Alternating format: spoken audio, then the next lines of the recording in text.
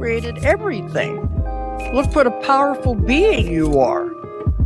You did these things, but now you're in a human body, you forget the power you have. What you do is what the whole universe is doing at the place you call here and now. You are something the whole universe is doing in the same way that a wave is something that the whole ocean is doing. You're doing it. Doing what? Using your imagination. Welcome to Metamystics, where you don't know what you don't know.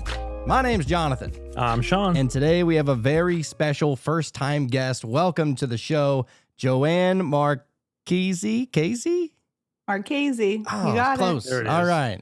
Yeah, so it's awesome. We're really happy to have this conversation. One of the first authors that we've had on this book, and we were kind of talking, or on a book in general, but we were kind of talking to you a little bit about that before the show, about like, oh, what's the process of writing a book and getting it all out there and everything. But it seems to really be such an amazing feat, and I definitely have a little bit of envy towards you for that. We commend thank you you very much.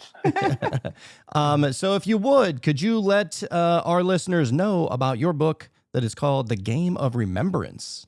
Yes. So The Game of Remembrance, it's a book that dives into a lot of different things. So it's very hard to say it's, one thing, but it's basically showing you how reality can be, whether you believe that it actually is a simulation or that it, using video game language to better understand it, it kind of meets you wherever you're at. So I call it a living book because every time you read it, you might find something else. And also because it meets you at every level that you're at, it always will have some nuggets for you. So it goes into how different types of energies, environmental, other people, social media, how all those things impact your frequency. And then also how, not only how the game works, but how you can take back the controller.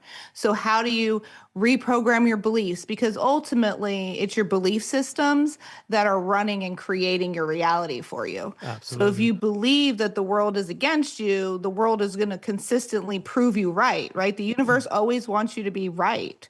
So how can you take back that controller and create the reality that you really want to live in?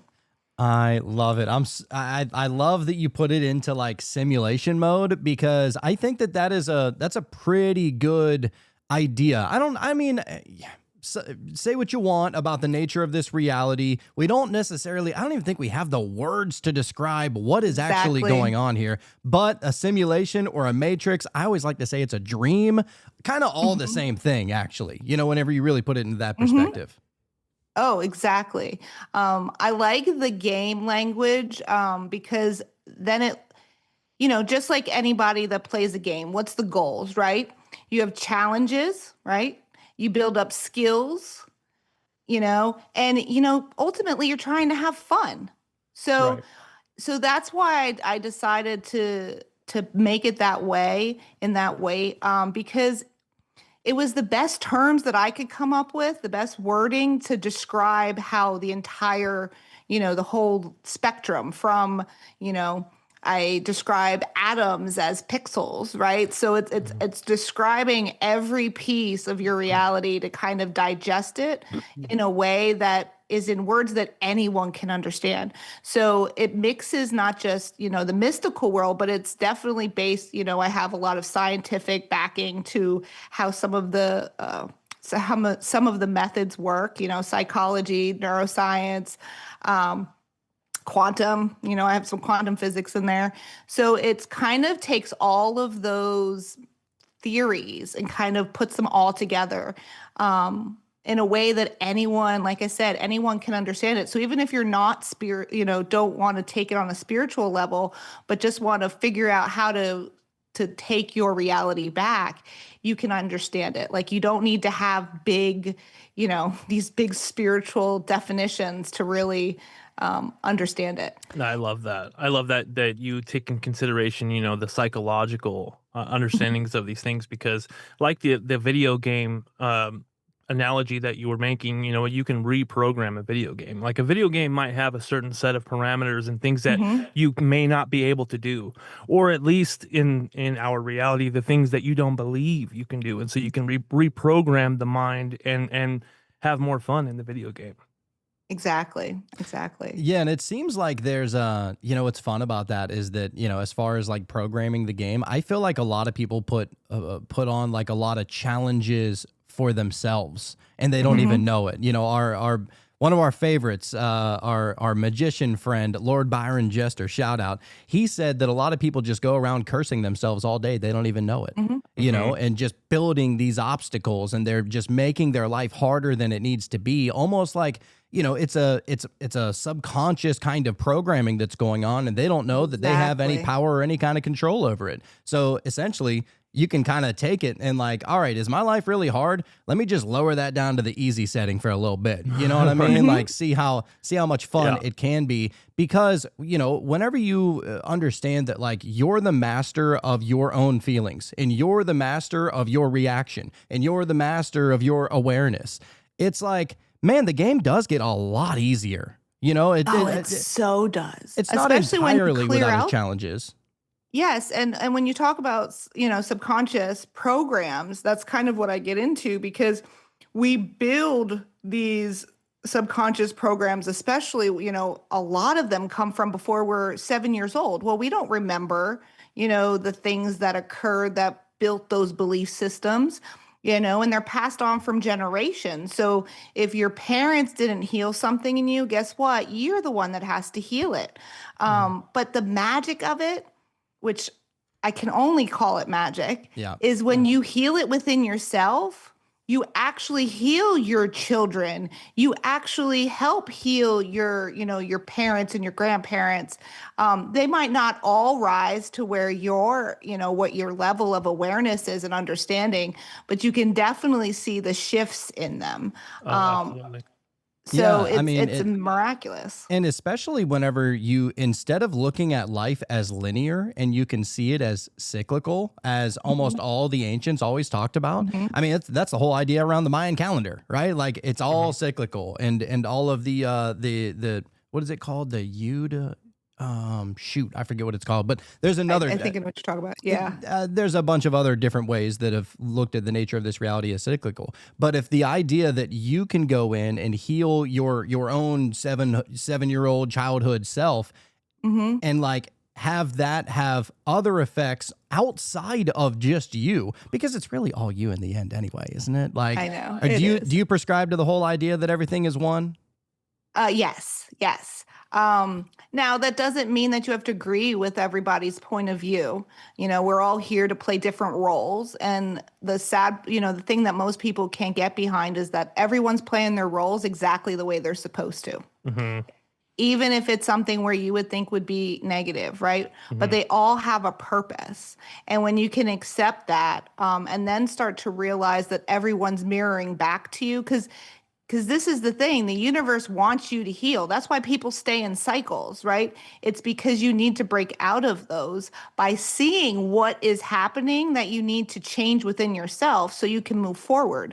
But Hmm. instead, people get really comfortable because they can predict those cycles, Right. that they'll just keep repeating the same type of relationship, situation, Hmm. whatever is in that program. Right. And they get to a certain point where they just accept it as their reality. It's like, oh, I just can't Mhm. catch a break. That's just me. That's just my luck. That's just how the cookie crumbles. But it's like, oh, they can just stop themselves and look inside and go, okay, this is why I see that in that negative way. Let me change that about myself, and then just kind of one by one. It's like Yeah. God's. I guess I'm God's redheaded stepchild today. It's like, man, get out of your own way. Like if you look at it that way, then yeah, like it's amazing that people just don't catch on to that. They just assume that the worst is going to happen, and then the worst does happen, and they're like, why are they not See, I calling was themselves? right. Yeah, why are they not calling themselves prophets at this point? You know what I mean? Like it's just so crazy. But just out of curiosity, how did you get to this place? Like all of this information, you said you kind of held on to it for a couple of years. I mean, was there a certain like epiphany moment in your life, or what was Yes. that? So, a lot of my life, I've been directed and not really realizing I was being directed to do things and to learn things. Um, but what really, downloaded, I would say, all this information to me was when my husband had passed away. I'm sorry to And hear when that. that happened, thank you. When that happened, was not only going through the grieving process, but I was going through the awakening process at the same time. Oh, And it was the most beautiful thing I've ever experienced. But in the same aspect, I thought I was going crazy mhm. because I couldn't function at work. Like I couldn't actually like comprehend regular emails, but I was understanding these huge, philosophies and theories, and was being guided to people I didn't even know. I learned about like Dolores Cannon, Shout and out. all of that, and it really started putting things into perspective. Like there was a period of time where I was like the universe kind of pulled me away from um all like regular entertainment and wanted me to do research, and I just did everything from different religions to quantum physics and science, mysticism. I was very much, of course, into near death and discussions around that because of my husband. Of course. But I was just guided the whole time. Like I was doing things to help myself that I didn't even know were things. Like I was tapping on myself to release the energy. Later on, I found out that's emotional. Oh, I can't even think what it's called right now. Emotional something technique. Yeah. So there was all these things that I was being guided to do that I've never even heard of. So like I thought I was going crazy. I'm sitting around the house like beating my chest like I'm a freaking monkey. And but it made me better. Like it shook it out of me and allowed me to heal. So when all this was happening, I was downloaded information. I started seeing how when I had changed myself, a few years before I met my husband, I had left a very toxic marriage. But because I was doing healing before that, that's what gave me the ability to leave, to be able to rediscover who I was and decide at that point who I really wanted to be, because I was never, ever really truly myself. Mm. And that's when things just started, even though I wasn't in the place to like I wasn't close to my awakening quite yet, but it was already starting to feed me information. And it it's just been a crazy ride, to be perfectly Dude, honest. I can't imagine. I'm so sorry to hear about your loss. That is, I can't even imagine that. But and you hear about it a lot, like as far as like people having like these wild mystical kind of experiences through trauma, which is Oh really yeah. wild. Like that's like one of the main clinchers from what I hear. Well, I feel like you got to be like it's almost like you have to be broken down to your foundation, Mhm. right? Like you can't. It's really hard for you to build on top of old foundation.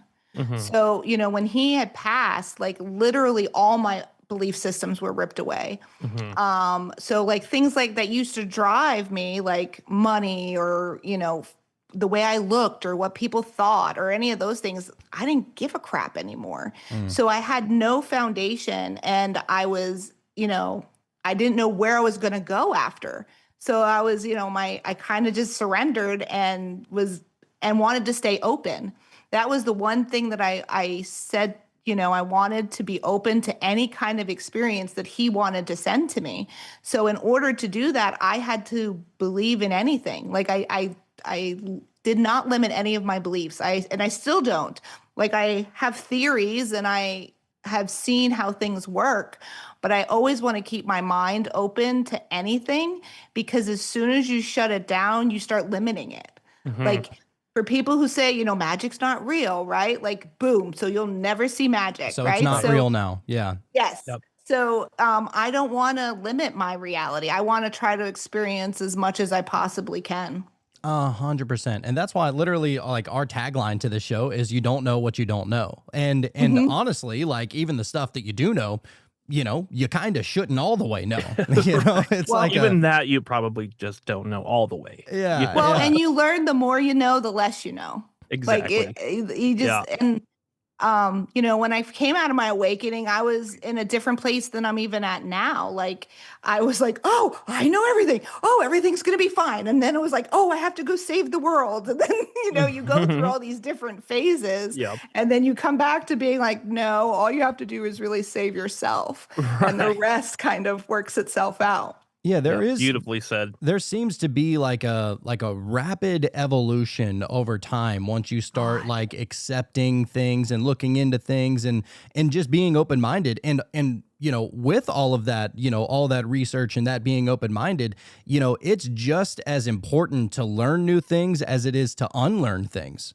Right? Hmm. Like that sometimes is the block that's holding, you back is your limiting beliefs of whatever you were taught whenever you were growing up. I mean, whether you were raised in some kind of religious household or just a strict household in general, it doesn't even necessarily have to be religious, but like, some people they carry on like that same energy from their parents and now they're treating their kids that way. And it's an unlearning thing because a lot of people do most of this stuff unknowingly. It's just like a natural trigger. It's a natural response. It's what you were kind of like programmed to do at a very Built in young now. age. Yeah, it's pretty crazy, but that tapping you were saying, it's called emotional freedom technique.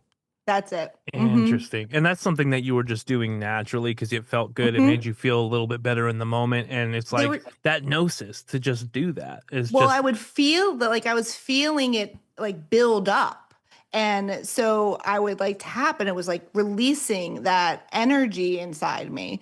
And like I tried everything. Like when he died, I tried everything. I did acupuncture, I did past life regression, I did everything I could possibly do. And every bit of it helped me to learn more and it helped me to heal more because my goal was I wanted to be able to live a life that, he would enjoy watching me live. mm, And in order to do that, I needed to learn to love myself as much as I loved him.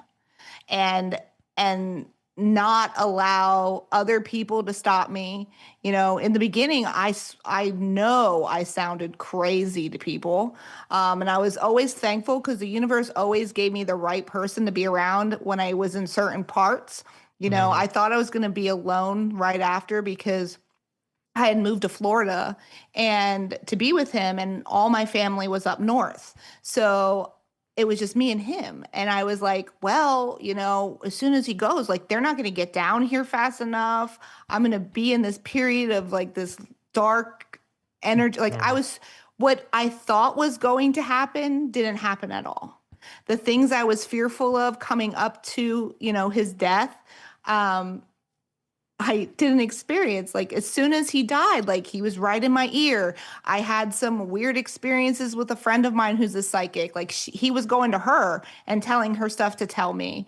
And I was having, when I had a vision, she had a similar vision. So it helped validate me. So I didn't think I was going crazy. Like it was just everything was divinely orchestrated. And I feel that it still is. Like every part of my life, the jobs I've had, the things I've done, the people I've met have all been part of my evolution and my tests to make sure that I am going to have healthy boundaries and I'm going to honor myself and my authentic self, which I always tell people. I'm like, stop being what other people want you to be. Be your authentic self because every time they do that, they like, when they say, they want to fit into the box. Well, when you fit into a box, you cut off you're like a puzzle piece. And when you fit into a box, you cut those pieces off. And those edges is what's the most important parts. And I did that for so long. Like I let other people dictate who I should be. And when I really took back my power is when my life really started to change. That Into the is flow. so awesome to hear. I heard this one thing. It said, just be yourself because everybody else is taken. You know? Yeah. Well, God didn't make you, the universe, source, whatever you want to call it. You weren't created to be like everyone else. You Right. were created to be who you are. Everyone has their own special role to play. Mhm. And the more you don't play that role, the harder your life actually is, in my opinion. Oh, absolutely. And that's why, when people come on our show and we have live shows too, and sometimes people will describe an experience they had.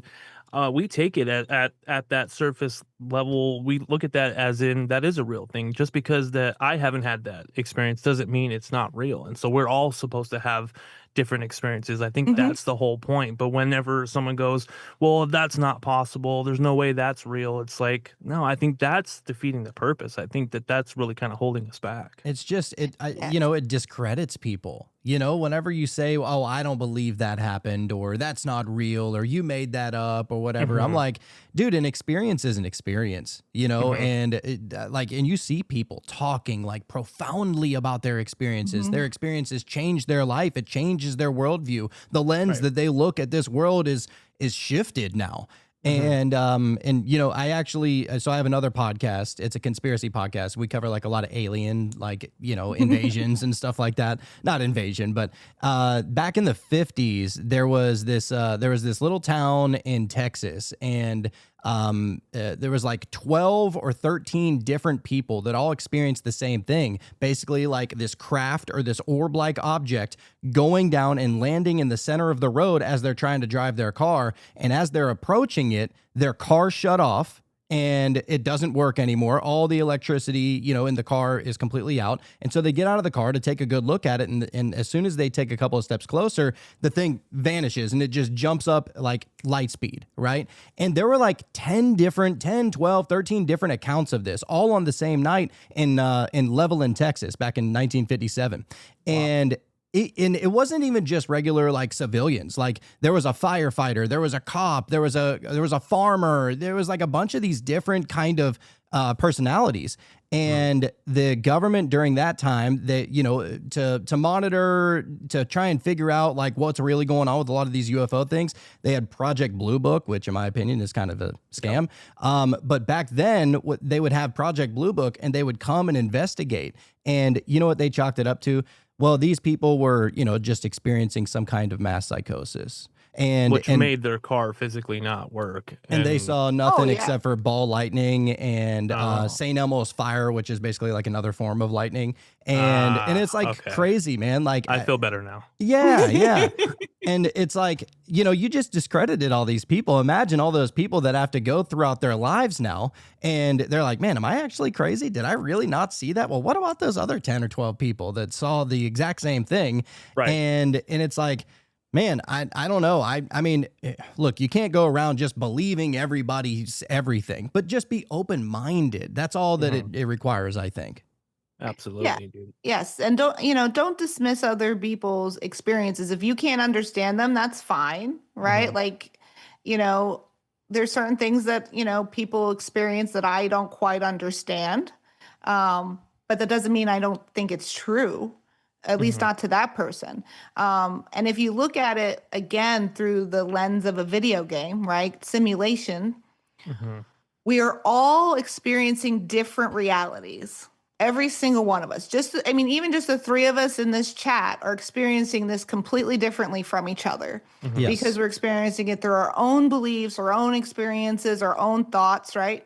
So if you think about that on a global scale, and we're creating our own reality, right? These realities sometimes leak into each other, but they don't touch each other. So, for instance, a lot of people get fearful of the government right now or fearful of all these things that are happening. And I look at it like, well, it's somebody's reality.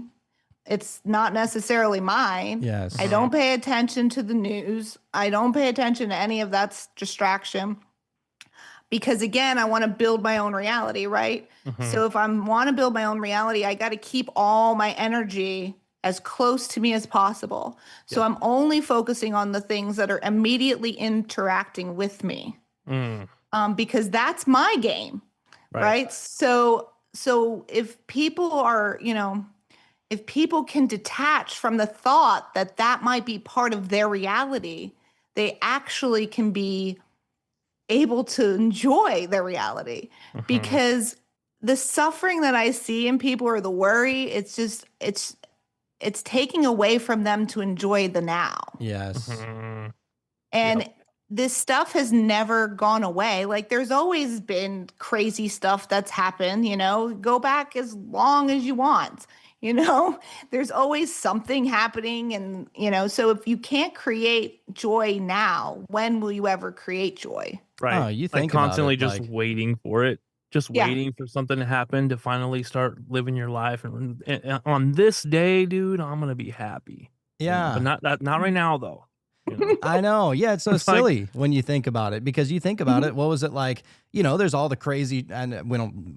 I'm not trying to turn this into a political thing, but you think about it Mhm. like there's all the crazy things that are going on in politics today. Mhm. Geopolitics all around the world. It's happening everywhere, Mhm. right? Like it's nonstop. And then you just take a little, glance back at the pages of history. And you're like, oh wow, back in the '60s, JFK got shot. Back in the 1800s, Abraham Lincoln got shot. And even before that, this wasn't even a country in most of the Yeah. 1700s. And it's like, man, shit is always going to go down at all times. And, mhm, I imagine that whatever kind of stuff is really going on in the world, it's not to say that you don't care about it. It's just that it's not a part of my reality today. And whatever mhm, you Mhm. focus on is really the thing that you're really energizing. Because it's funny because you'll see people that are just glued to the news and they can't get enough Mhm. of it. They're like, if they hate somebody or they love somebody, oh, look how good they did. Look how terrible they did. And it's just like picking and choosing, and you're allowing other people to dictate, what you're feeling and how you're experiencing this reality. And so the idea that you can kind of go in there and code all of the bits of information as if it is kind of a video game, I think you absolutely can do that and just Mhm. by taking control of your own moment to moment life. Don't put yourself in front of all the things that are going to drag you down. Why would you even do that? It's almost like Exactly. self-sacrifice at that point. Exactly. And if you look at it, I mean, if you really look at history, like most people are, so much in what's happening right now. But if you look at history, we're humans and we evolve very slowly. So if you look, even yes, there's still violence in the world, but there's less if you really look at it. Like, at one point you could go kill your neighbor if they stole your goat, right? Like mm, that's not really a thing now. There's the and I really think the fact that we have so much access to information than we have ever had in our lives really also helps us to evolve and grow and be able to see things from different perspectives. When before we were very limited, you can only read this book if it was in the library that like that they approved for you to read. Yeah. mhm, So people need to start focusing on the fact that we are growing, we are getting better. It just takes us a long time. you mhm, know I go back to like Jesus, right? He spoke about all this stuff then, and it's taken us this long to understand that Christ consciousness, right? To understand to really love yourself as well as others, Well, right? yeah. It's not just a place to go on Sunday. You've really got to embody the beliefs and the teachings, because it really opens you up. And he taught it in ways that people could understand, but he talks about the karma and how these things come back to you, and forgiving people, because they don't know any better. Like when he's crucified, forgive them, they don't know what they don't know what they do. Yep. Because they don't, they're all stuck in these old programs of belief systems that don't allow them to, see everybody for who they are. Well, they just want people to be followers and obey. Mhm. Like that's kind of and to be honest, I was one of those like Mhm. non-player characters most of my life. I mean, just to make a simulation kind of game reference there. It's like Mhm. I was an NPC most of my life and I didn't even know that I was being, programmed and manipulated and controlled because I was just going along to get along just like Mhm. everybody else, going to work and everything else that comes with, Mhm. your daily duty of life and not even wondering, like, why did I never take a moment to think about where did I actually come from?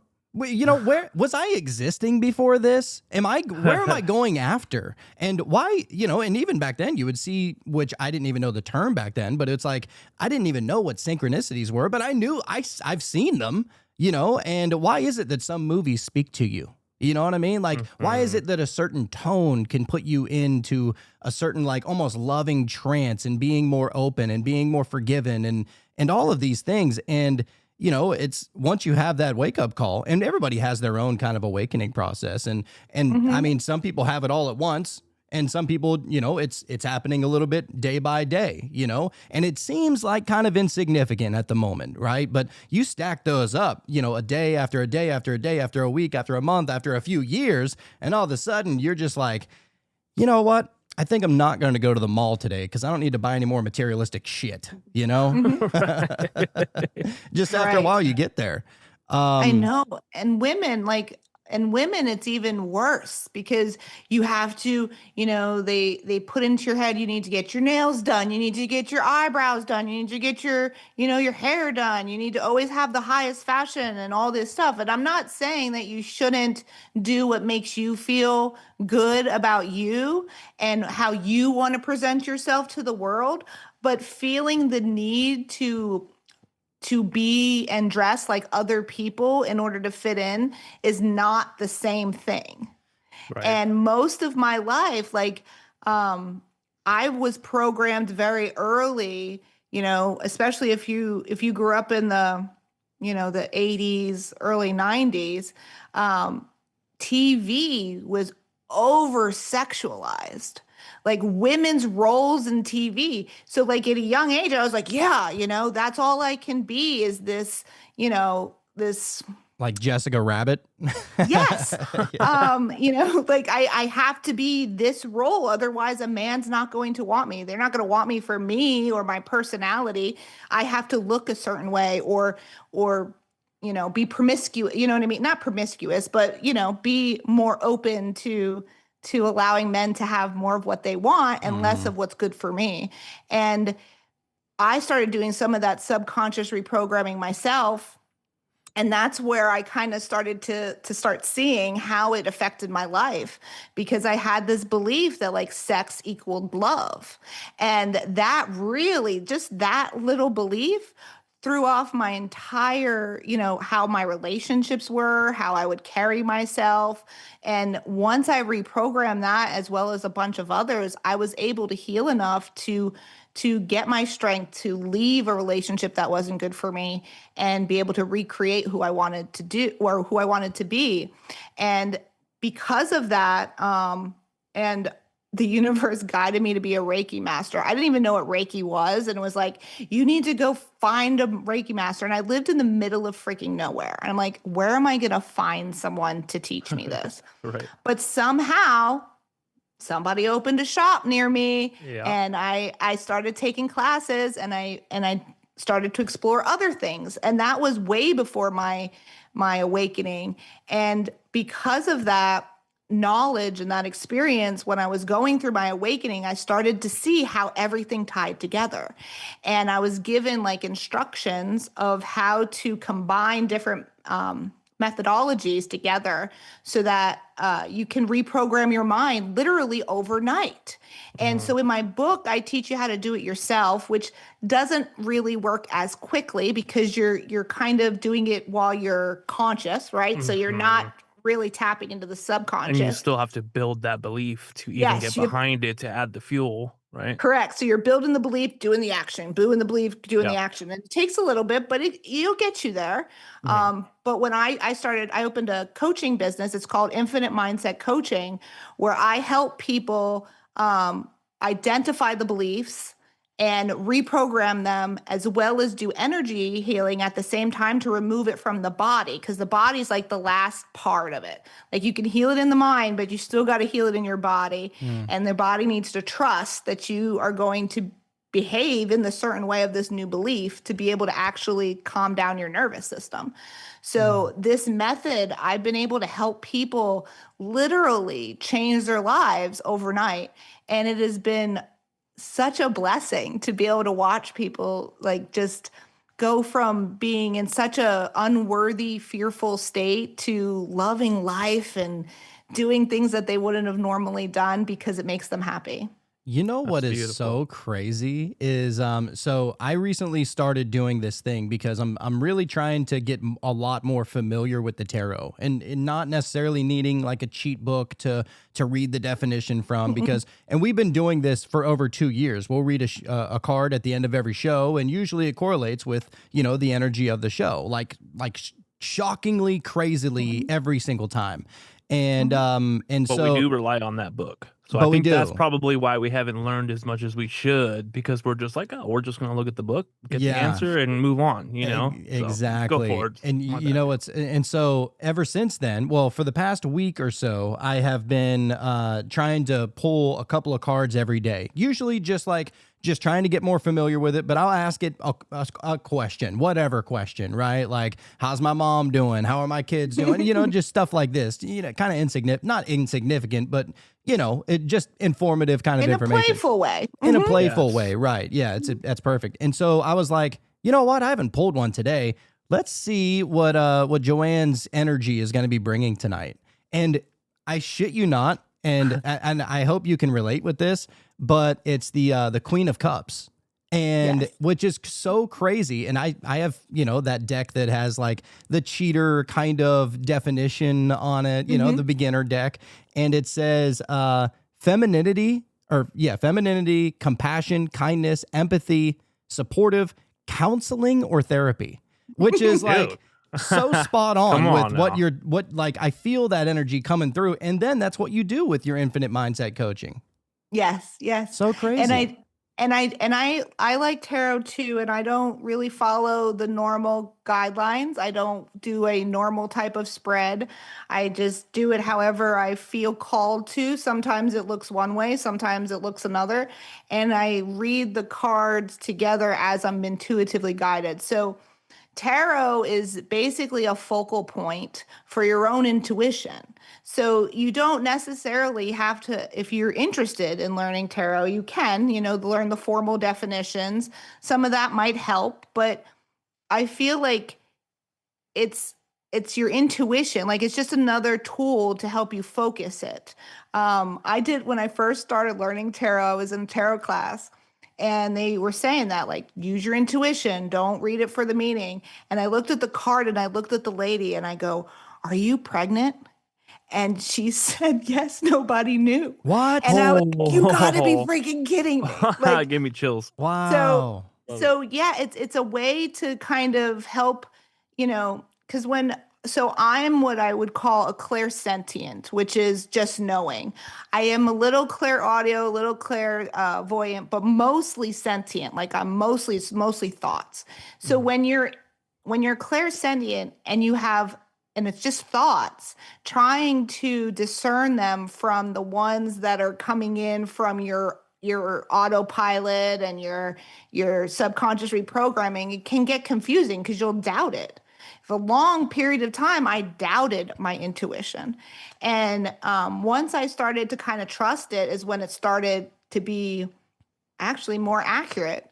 Mhm. And I do use tarot if my clients like tarot. I always like to give them a little tarot when they come in and see me, just for fun because and every time I do it, it validates everything we talked about and also gives a little bit more information and it's just fun. Like it's not supposed to be serious. Right. Like it's but it does tell you, like weirdly enough, when my before my husband passed, uh interesting story.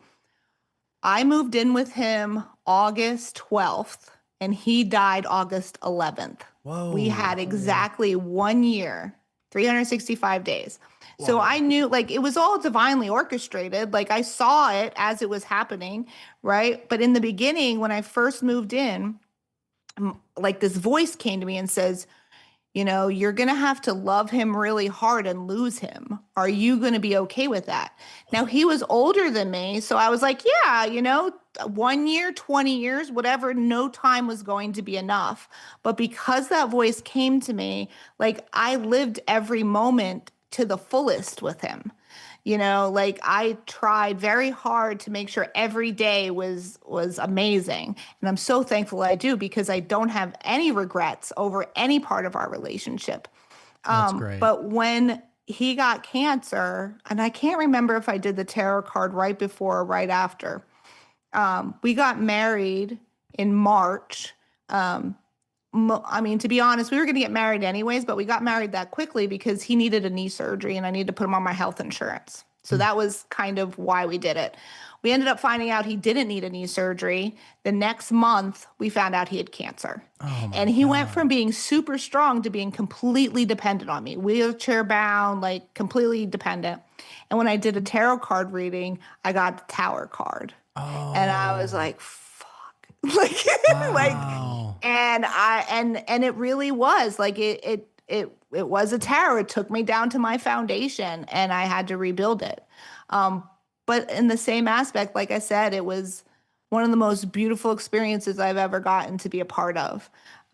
Cancer is a wicked, wicked disease. But a part of me believes that we choose how we die or how we exit. Yeah. And even though cancer is difficult to watch somebody go through and take care of somebody who is, who has cancer, it has so many good pieces to it.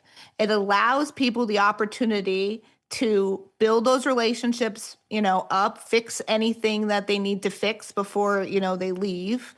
And I was watching as we were going to the hospital for all his care of how our relationship was affecting the nurses and how our relationship was affecting his family and how it just rippled out away from me. And like I said, it was just such a great thing. And then, when you go through that, like I thought about it at one point, I was like, well, what would have been the alternative, right? The alternative I would have never met him and he would have had to deal with this all by himself. And that was not something that, I would have rather gone through what I went through. And he was the best person to go through it with. I even said to him, I go, if I have to go through this experience, you were the best person to be with, because he was always, no matter how much pain he was in, he was always kind and considerate and loving. And I really think that's because of all the work I did before I had met him. A lot of people think, they throw the word like twin flame and stuff around. And at the beginning, like I was always like, I didn't know what a twin flame was till after he passed. And that came through as that was our period of evolution for both of us. And he was my catalyst. But the thing with twin flames is they mirror back to you everything you need to heal in yourself. And I thankfully healed a lot of stuff before I met him, because it could have been a lot harder if I didn't. So I always tell people, if you're really looking for your person, and it doesn't, like I said, twin flame, soulmate, whatever, they're always going to reflect back to you. So make sure you're in a good place yourself before you get into a relationship with someone, because it'll make it a lot easier and you'll have a much better connection. Because like I said, the universe is always trying to show you where you need to heal. Yeah, man, it feels right, like that kind of stuff. And it's interesting because, just the duality of the situation, you were there for him in his final days. You were almost like his angel or his guide. And conversely, he was helping you through something. And he, no matter like how rigid the whole the whole thing was, like, I'm sure you would rather have not have gone through that, but it sparked something inside of you. And, look at what came, like here you are on this show, and I'm sure many other shows, and you writing a book, and like you're getting the message out there, and it's just so great. I'm happy to see that you were able to get something from such a horrible situation and rebound and turn it into something beautiful, almost like like manure makes mushrooms and flowers and all these things, right? Like it's just crazy how it all works out in the Oh, end. dude. Not to mention just your energy is just great. Usually before a show, I always get like the butterflies, and I think that's a good thing. I think it's excitement too, a little bit in there. Mhm. But as soon as you popped on, I was like, oh, I felt right at home. So just letting you Aw, know, thanks. like your energy is great. Thank you. I Agreed. try really hard to keep it nice and clean and airy. Yeah. Yeah. I mean, I can't say that it's like I know everybody like talks about love and light and if you build up your frequency, everything will work Mhm, out. But it's not that way. mhm, The suffering is easier, you get through it and you move through it quicker, mhm, but there's still work that you still need to do. And there is no growth without the polarity. Like you really won't grow if you're not pushed mhm, now when you get to a certain point where you're like, okay, this is my path and this is where I'm going, it's still going to fine tune you. mhm, Where I'm at now was not where I was, even when he passed and even a year after, like I still was like building up me again. So when I was, what I thought I knew and what I thought I was, I have changed even, more. So it mhm. just consistently, like I said, the universe will put into your place where you need to be refined.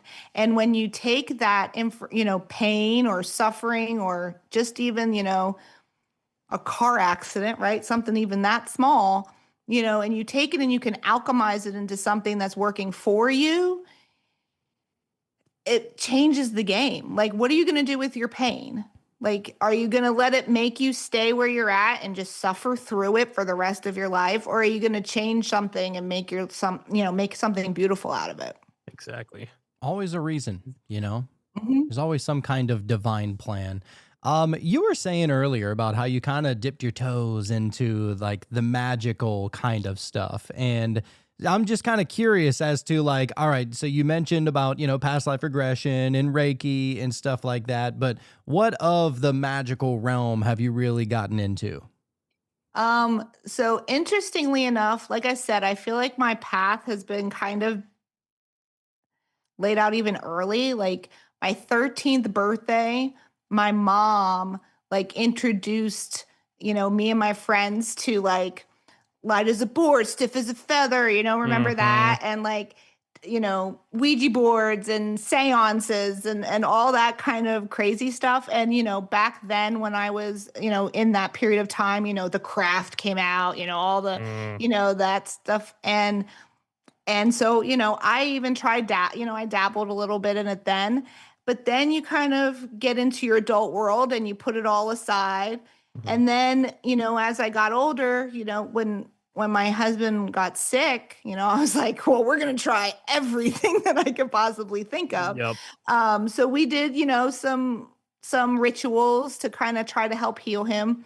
But after that, like I started even to be like, well, I don't need it anymore. Like, I don't really do, like, I'll do like the fun ritual, maybe with the moon, to let go of Mhm. stuff just to make it a thing. But it's Right. not, I want people to understand it's not even necessary because your higher self is always guiding you. Right. And with like manifestation, like I don't try to do that either because people, I want to manifest money. I want to manifest a big house. I want to manifest a car, whatever. You can only, if you're manifesting material things, number one, you're only manifesting from what you know. That doesn't mean it's going to bring you what you want. Right. Like the happiness that comes with it has nothing to do with the thing that you're Mhm. trying to create. Yep. So I tell my higher self because your brain can only create what it knows. Mhm. So if you want to create something new, you need to really like get rid of all the thoughts of what the past was Mhm. and allow yourself to move into opportunities that didn't exist before. But what I'll manifest is like, all right, I want to feel joy. I want to feel peace. Mhm. Bring me things that make me feel that way. Make me feel, so I start with the feelings and I don't go to the things. And that's brought me, like I said, it brought me a book that I hate writing. I'm not a writer. My husband, weirdly enough, my husband that passed away, he was a writer. So maybe we merged in some way. Right. But I've never thought, when I left my first husband, that I would have met my second, that I would be here doing this kind of stuff, the opportunities and the people that come towards me. It's just amazing what'll happen when you get out of your own way. Right. When you're not going into the resistance, you're not constantly resisting. You made a reference about the tarot and how it kind of meets you where you are, and I thought it was interesting. It's kind of like an analogy for the universe itself. You draw a card and it's like, oh, interesting how that really relates to what I'm going through and all the struggle or whatever it is. Maybe it's something good coming your way. And I think that that's just how the universe works. And I think that the tarot is just like a little tool to remind you, like, hey, we got your back. You know what I'm saying? And so I think that's really cool. And just like how you were saying, like these people that are coming your way and just everything's kind of going the way it's going, it's because you're on that wave, you're on that in that flow state and things are just happening. And that's just how it works. Yeah. And the same thing goes like license plates, animals. Like I love to, if I see a weird, an animal that's, out of place, I'll look it up and say, what's the spiritual meaning of this? Right. Yeah. What's going on? But like license plates are my thing. It's so crazy. Like I'm constantly surveillancing for license plates. Yeah. And I see angel numbers all the time. So now, like, unless it's repeating or bigger clusters, they don't really have much meaning anymore for me because I see them so often. But like I'll see the weirdest license plates. Like yesterday I saw one that said Superman, literally. And then right after it said, what did it say? Win for TRX or something. And it was a TRX model truck. So, but I was like, maybe there's something more to that TRX, right? So I go into chat and I'm like, here, these are the license plates I just got. What do you think? And they're like, well, the T-Rex is like the primal energy and you're, you're soaring through this and you're healing all, like it went in and started like describing it. Now, sometimes it'll come back with like options of like, I don't really resonate with that one, but you'll be able to feel if that's true to you. Like, does that make sense to where you're at? Use a little discernment on yourself, but yes, like when you walk in a world where you're consistently looking for clues, right? Because it's a game, right? Scavenger hunt. Yep. When you're looking for clues, it helps you to know which direction to go into or where you're at. And look for the glowing item. Like, oh, that's probably the next step, right? Yeah, it makes it so much more fun. Right. No, that's cool. And aside of the license plate, sometimes the universe will tell you just blatantly. I know Jonathan has had an experience like this, but we just experienced something really cool because we took our car to this mechanic, and it had like a slight oil leak, which is something you don't want for your engine, because all of a sudden it could just all come out and your engine just grenades, right? And so he was like, yeah, you should be able to, because I'm not going to be able to get you until next week. He said, just come back next week. It's okay to drive. Just keep an eye on the oil level. It should be fine, but don't go driving to California or something. And we were planning on going to California. And I was like, that was oddly specific for him to just randomly say it like that. Oh, dude. It's like, all right, well, now we know. It's like, yeah, you do get weird little things like that just happen to you. Yeah, it was last year I went out to a conspiracy event and we were going to be like one of the hosts over there, right? But right outside of it was actually in a comedy club is where it was being held at, right? And right outside, we were standing outside with like a bunch of people that, came and, paid to get in and stuff like that and just talking to everybody. And, me and Electro Nick were standing outside just shooting the shit and, trying to see if we can find any orbs out in the sky and, just being weird as we are. And lo and behold, there's this old hippie guy that just comes up to us wearing like ripped shorts and his shirt is all the way open. And I mean, barefoot, long hair, beard. Shoes. It looked like he hadn't taken a shower in probably a month, right? Like you could just smell the stink off of him from a while away or from away, you know what I mean?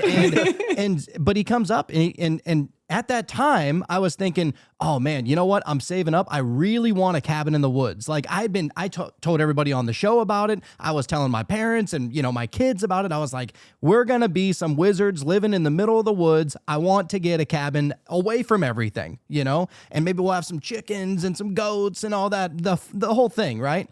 And lo and behold, I meet this guy. And he's telling me this story and just out of nowhere. And he goes, and that's why you don't buy a cabin in the woods. I would tell everybody never buy a cabin in the woods. And I was like, what the fuck is happening? And Nick just like looked over at me and I looked over at him and we both thought the same exact thing. And it was like, man, that was some kind of divine message to not do that. So, I mean, I don't know why not, but I chose not to. It's like weird things like that just pop up in your life. Specific. But you're more aware. Like most people, that would just like right over their head. Doesn't mean anything to nobody else. Right. Yes. You're just looking for the information that's given to you, and almost look at you like you're on a quest. And I think that's actually what Nick said. He goes, oh, that was a quest move. And I was like, yeah, I think so. The glowing character that you got to walk over to and say like, hey, what's going on? He's like, oh, your next mission, you got to find the glider. Yeah, and he's all like just waiting for you in the video game, just getting ready. It's so weird how that stuff just happens. Oh, you know what? Earlier you had mentioned The Craft, the movie, right? And that was so weird because I'm actually reading a book. I bought it over at like Barnes and Noble or Books A Million or some shit, right? And I always go to the metaphysical section. I don't even look at anything else. I'm like, I want to see your selection of tarot and oracle cards, and I want to see all your magic and witchcraft books. That's all I care about. Don't be stashing, don't be holding out on me. Yeah, that's all I care. And so I go over there and I find this awesome book, and it's by an author. His name is Matt Oren, and he wrote this book, and it's such a cool looking book. And I started reading it and everything, and I was like, I gotta buy this thing. It's called Mastering Magic, and I like the book so much that I started to like look him up to try and see like, can I follow him and see where he's at on his journey and stuff like that. And so he actually has a podcast, right? And strangely enough, his co-host is one of the girls from The Craft, and really? Rachel True, yeah. And I was like, what are the odds of all of this? Like, man, that is such a cool idea. But anyway, if anybody's interested in that podcast, it's called The Circle Is. If you're into all the magical kind of, very similar to our show, like all the same things kind of we talk about, but from an actual magician and somebody who was in the craft. So, right, that's pretty cool. Pretty serious shit, dude. Yeah. Have you ever found something that's out of place in a bookstore that seems to be just there for you?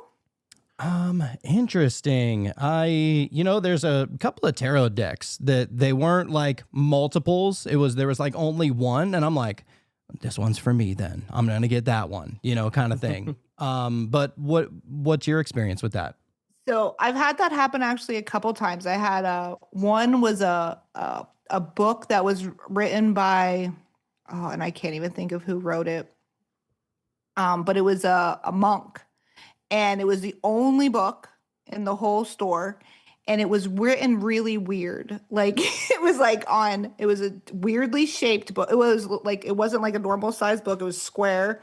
And like the pages were like, I can't describe it. The pages were different and the words were like some were this way, some were that way. Some had like it rounds and circles, but it was all these different pieces, and every piece was a different lesson in there. And then I had a shaman tarot deck that I found up on a shelf in the middle of a World Trade book or trade store.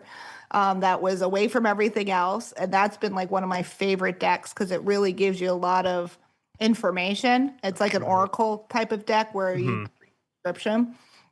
And then I went to this little store in St. Augustine that had,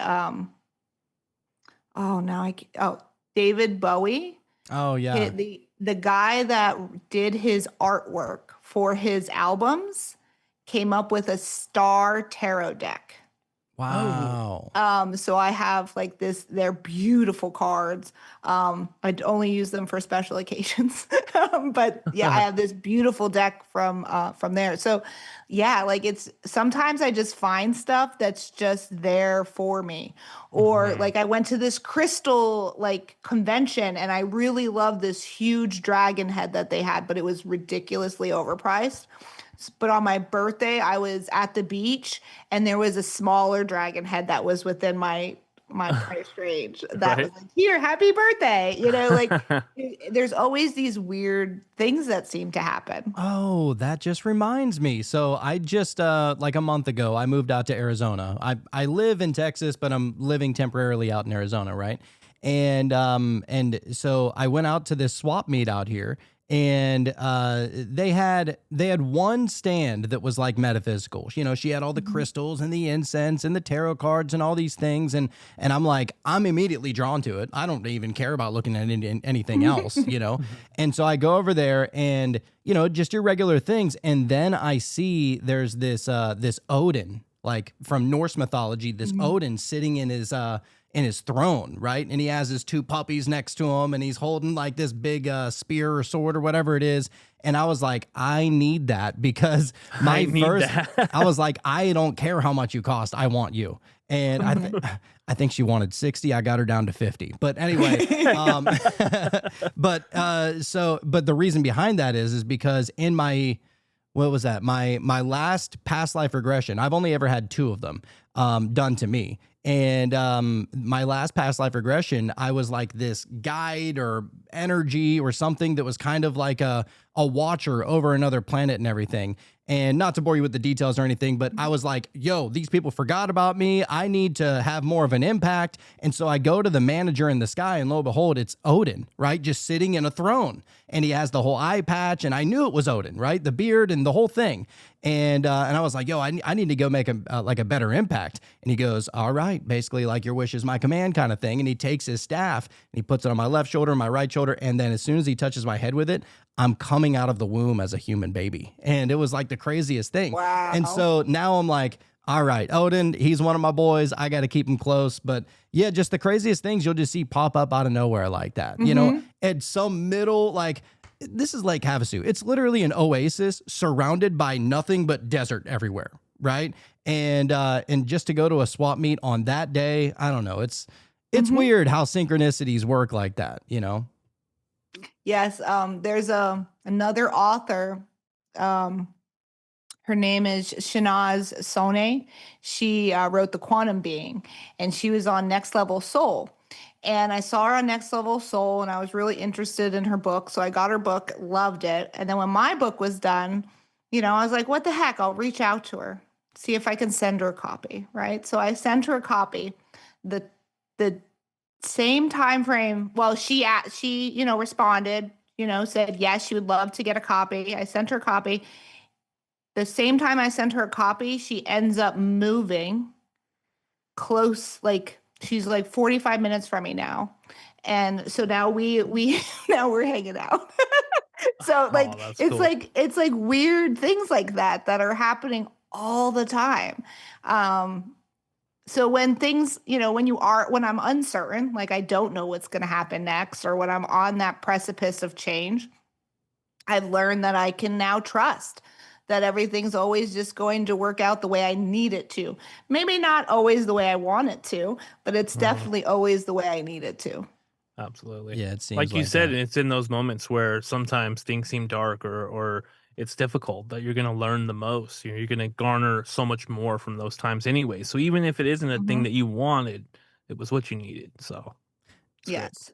Yeah, The for other sure. thing I've learned, which might help people, is where you feel fear is where your gateway is.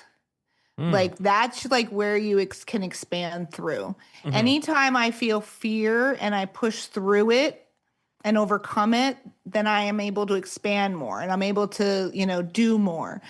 So Hmm. anytime I start feeling fear, I know that's the direction I really need to run towards. Right. Wow. And most people just haul ass and turn back the other way, you know? And it's crazy how those things are really just there to teach you. And that's kind of something that we've been talking about a little bit lately about how you know, anytime somebody's mean to you or gives you a hard time or is kind of like an obstacle that you kind of got to go through or whatever. I mean, from the tiniest little things of stubbing your toe in the morning to somebody, whatever, like the worst thing that you can imagine is just like, if you look at them as if they're your teacher every single time, and doesn't even have to be a person, could be a thing, could just be a random thing that happened to you, whatever it is. It's like, if you look at them as if it's your teacher, you can kind of catch it and be like, oh, okay. So this is a challenge. This is what this is like one of the levels in the game that I kind of got to get through. And until I beat this level, it's just going to keep on fucking recurring in my life. And that's what most people have to go through, unfortunately. Exactly. Because again, the universe wants you to heal. I mean, ultimately, it wants you to grow. So it's going to make you keep repeating stuff until you finally learn your lesson. Some lessons for me took me a lot longer than I would like. But that period of time taught me a lot. Now that I'm able to look back on it, like, you know, they say hindsight's 2020. It really is. Like, you really can't see sometimes why things are happening till way after they happened. Right. But if you really look back, like if you look back at how far, you know, everyone is growing, you know, and if you really look back, you're able to see, like, I am not even close. I can't even identify with earlier versions of myself. And that's when you really know that you're transforming. Right. And those things, real quick, those things that you were saying that you might come to, like it's the next level, right? And it seems really difficult or some hard thing, right? And then once you overcome that thing, that's not to say that obstacle isn't going to get in your way again. It's just going to seem very less like an obstacle. You know what I'm saying? So healing is spiral. Okay. So you have to come back around. So you heal it first in the mind, right? You're like, yes, I recognize I shouldn't be doing it this way, right? But then the test comes up and it's like, all right, can you embody it? Yeah. And then then you can make, you know, the first time it might be harder to go through. The second time it'll be a little bit less. But then eventually it comes back around and it's just like, it just blows off of you like it's no big deal. I used to get very, very angry, you know, when I was younger. Like, I would lose my keys and I'd be losing my mind, right? Now, like, it takes a lot for me to get angry. Because I know that everything's divinely orchestrated. If I lost my keys, it's because I needed to be a little bit later, so I missed an accident. You know, like, there's a reason why I lost it. And once I started recognizing that, and then also giving myself permission to be a silly human, right? Like spilling things. I can be a little klutzy, and that would used to get me very angry or embarrassed, right? And then when I started realizing, well, you can be a silly human every once in a while, right? And giving myself permission to be, it's just me being goofy. Just laugh at yourself instead. Yeah. You know, Yeah, there was it one just time blows where I right had off. like a whole, like I just poured this soda and I wasn't drinking a whole lot of soda. And I think I was like really excited about this soda pop. I think it might even have been like a Mountain Dew or something just extra sweet like that, you know, ice full to the top. It was good to go. I had it sitting next to me. And for whatever reason, I think I was like holding it with my leg, like, you know, just like up against something. And then I just kind of forgot it was there. And then I leaned over to do something and it just spilled all over my back and all the way down my pants. And I was just like, what? Of course. You know, it's just like, you just got to laugh at yourself when something like that happens. Cause I was so excited for that soda at that time. I was like, of course. What a shame. You were not meant to do the do on that day, sir. Right. Exactly. Yeah, man, it is quite wild. So, all right, well, I want to learn a little bit more about some more of the aspects of the simulation that you kind of get into in your book. Like, how else can you really kind of lay it out and portray it to anybody that might be on the fence? Like, oh, simulation or a matrix sounds awesome, but how can I change my mind to be able to look at it in that way? So like I said, it breaks down everything. Like a computer game, from that's your pineal gland. So a lot of people don't understand that thoughts aren't actually coming from your brain, right? Like your memory and all that really isn't stored in the brain. It's almost like it's stored in the cloud, right? Mm. And I describe the pineal gland like your Wi-Fi router, and Mhm. it's like pulling in the information. Some stuff, it's your subconscious pulling it in, right? It's some of those programs aren't necessarily voluntary, Right. but it's pulling it in for you to either move, heal something, or recognize that there's something that you need to do, or sometimes just your intuition giving you guidance on what your next steps are. So I go into a lot like that, trying to break it down into all the different pieces of the game. How your senses is really the only thing that's really helping you maneuver through the game, right? And none of them are actually things that like touch. You're not touching anything, Mhm. right? Like it's electrical impulses that are telling your brain that you're touching something and that Mhm. this feels. When you taste something, it's all electrical. We are very much like, I call us like organic robots. We Mhm. have an electrical system. We have, our heart throws out this big humongous electromagnetic field way past our bodies. So if it's putting past our bodies, that means when people come into that field, they can feel it. That's why when you can feel other people's emotions, right? Mm. Um, so it talks about how that all impacts your life. How does your environment, who you're around, what you're allowing in your life is dictating your reality. It breaks down how you can, like I said, take back the controller and change your beliefs, because your beliefs create your reality. So if you believe that this is the only thing this is truth, right, to you, that will be your truth. So everyone is right. No Yep. one is wrong. So I don't put in the book of how you should, what your life should look like. I don't tell you that you need to do the good thing or the bad thing or any of that, but I break down like karma, like how karma works, so that you know how these things work. Then you can choose what to do with it, right? So if like one of the biggest things that I had to learn, well, not had to, but that I learned early on when I decided I wanted to take back my own identity and figure out who I really was I decided I wanted to be a person of integrity. That was like my first jump. And in order to do that, I had to not lie anymore. Like I had to know that everyone that talked to me knew that I was always speaking the truth. So when you don't lie, there's pieces to that. It's not like you just don't lie, right? You have to, number one, make sure you're not doing things that you would want to lie about, right? So Mhm. you have to change your behavior. And then when you do something that is, something some people would lie about, you have to hold yourself accountable, right? You have to say I'm sorry, or I messed up, and you have to hold yourself accountable and do better. So just that simple thing has changed so much in your energy field, because every time you do something, you get 3 times of it back. So if you do something negative, you're going to get 3 times the negative back. If you do something positive, you're going to get 3 times the positive back. So again, it's not telling you how to use it Mhm. or how you should use it, but it's telling you what you're doing and how it's affecting you. Um, Media, like how social media, how your environment, music, all that stuff impacts you, because your brain doesn't know the difference between real and TV. Your brain doesn't know the difference between the words that you're speaking or other people speaking to you, or music, right? Like there's a lot of music out there that is not good for your brain. I Trash. Mhm. just, it's anything that's talking about violence or about, treating women poorly, things like that.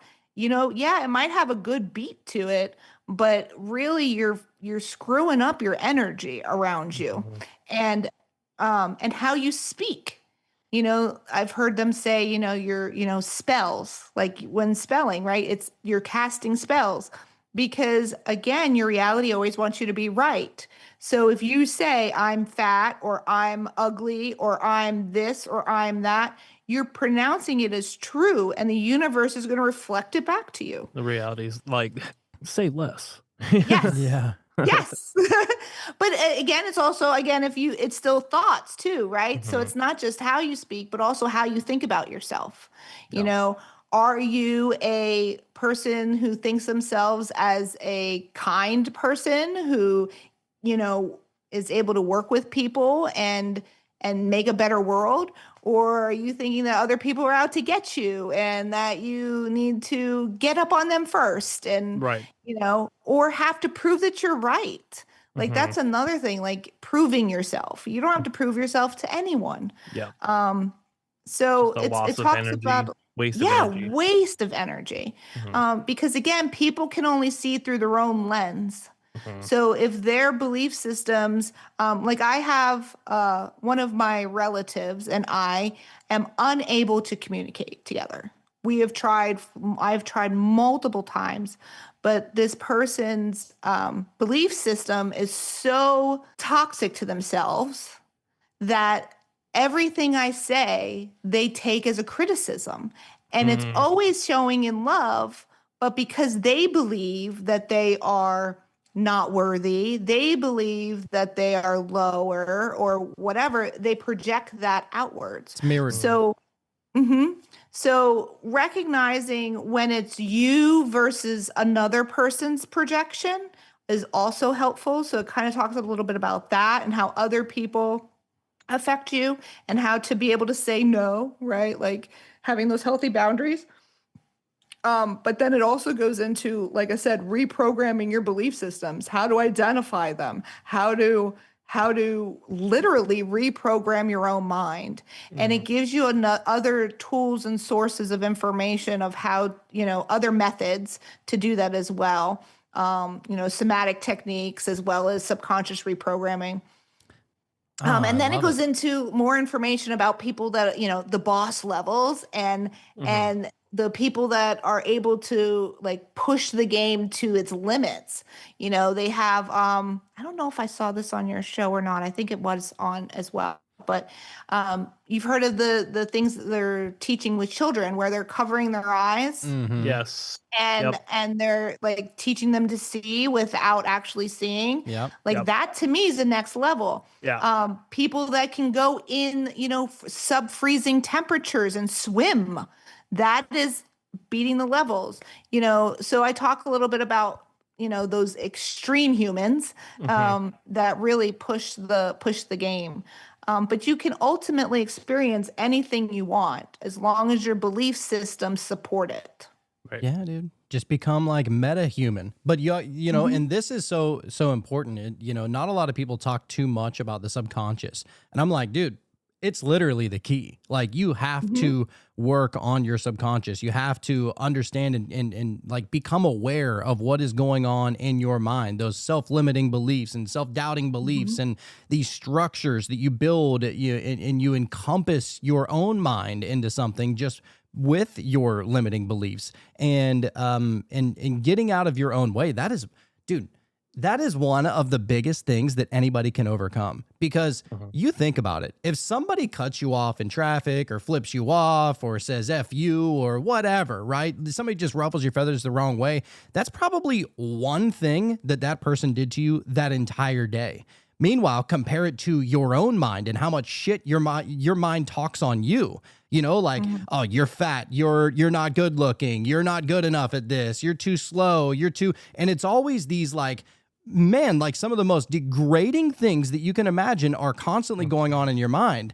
And first of all, whenever you find out that your thoughts are not you, and Mhm. then stop believing those things that aren't you anyway, and it's like, you know, we're our own worst enemy whenever we don't know it. And it's whenever Mhm. you start to become aware that like, yo, those are just things that are going on in my mind and I can choose to accept them or I can choose to not accept them. You want to talk about like literally reality becoming some kind of like Hogwarts at that point. It's crazy, you know, like everything starts to change once you get out of your way. And it's easier said than done, of course. I mean, everybody has their own way, whether it is, you know, like a psychedelic experience or just going deep in meditation or whatever the case may be. Everybody has their own way. But like just understanding like, and we've talked a lot about like fear even, right? Like the idea of fear is something that, you know, that is something that we are manifesting, you know, and like, we've said before about like how demons are essentially like just manifestations of your own fear. You know, whether you, it doesn't even have to be demons, could be monsters, could be scary stuff, whatever that may be, right? The shadow. And it has to, you know, it has to manifest in such a way, unfortunately, to make it a little bit more real, because I guess we just, you know, we need that. We need to see something as physical or real in some kind of sense in order to take it serious. Otherwise, it's just going to be you're feeling, right? And some people need the different experience. Everyone, like I said, everyone's journey is very different. Somebody had asked me the other day about, you know, channeling information. And I think the information that you can channel is only based on what you need in the, like at that time. Like anything that's ego based is never going to work. So if you're trying to learn to do stuff so that you're powerful and I'm going to be able to protect myself more, like that egocentric type of mentality, that's not going to work. Like you really need to be using it to grow, right? It's not so that you can prove that I'm better, right? It's I'm looking for this information to help me grow, show me what I can help, you know, what can bring into me. And then once you maybe get to a certain level of what I would say humility, like you can help and bring more channeling in for other people. But I really think a lot of the information you can only access when you're at a specific, like, again, look at the game. I look at the game like think of it like every version of you is in a box, right? And it scales from the darkest version of you to the lightest. And that's probably not the best scale, because there's also in between all the different professions you could have had and all these different things, right? When you're moving through it, you can only move so much. You can't go from one all the way. I mean, you could if you did something hugely dramatic, like if you were a saint and then decided to murder someone, right? That's one way to jump huge timelines to a different version of you. But most of the time, you're only moving within a few parameters of each other. And you're doing it every millisecond.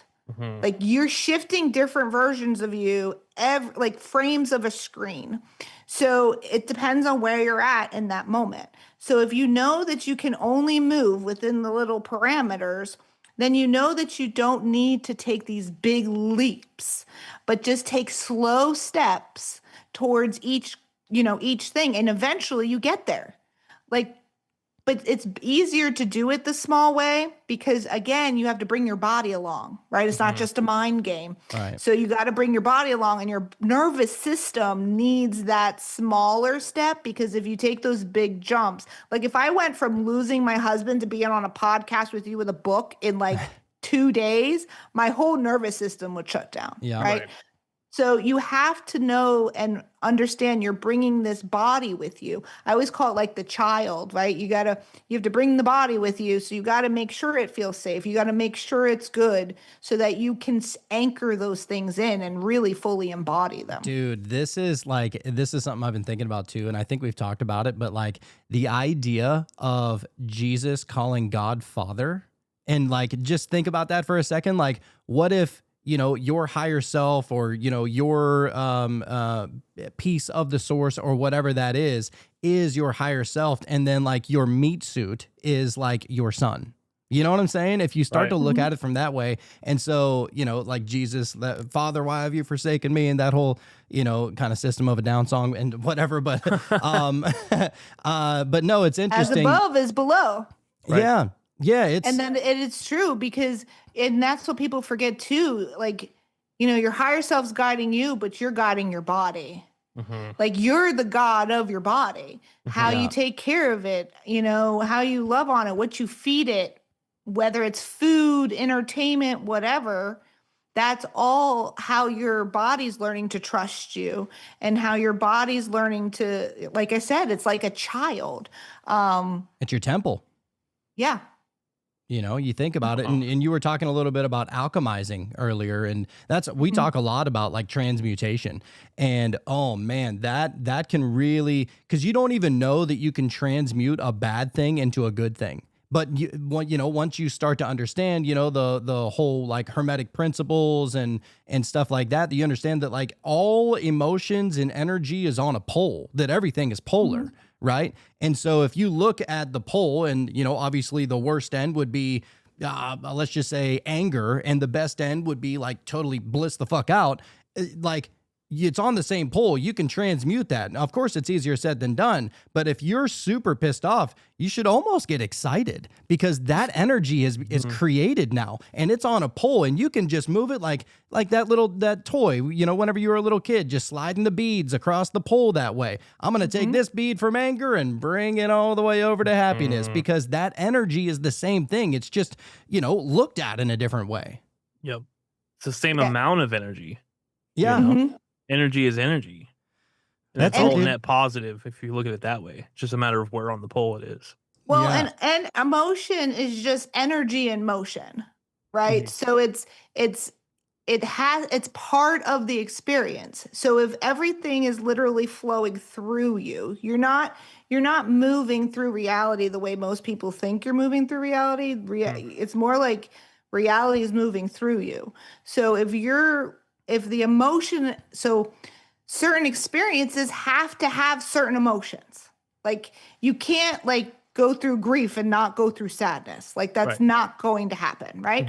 So it's how easily it can pass through you. If you sit and stick on it, it's going to stick to you, and it's just going to stay there, and it literally will weigh your body down. You grab enough of these like emotions.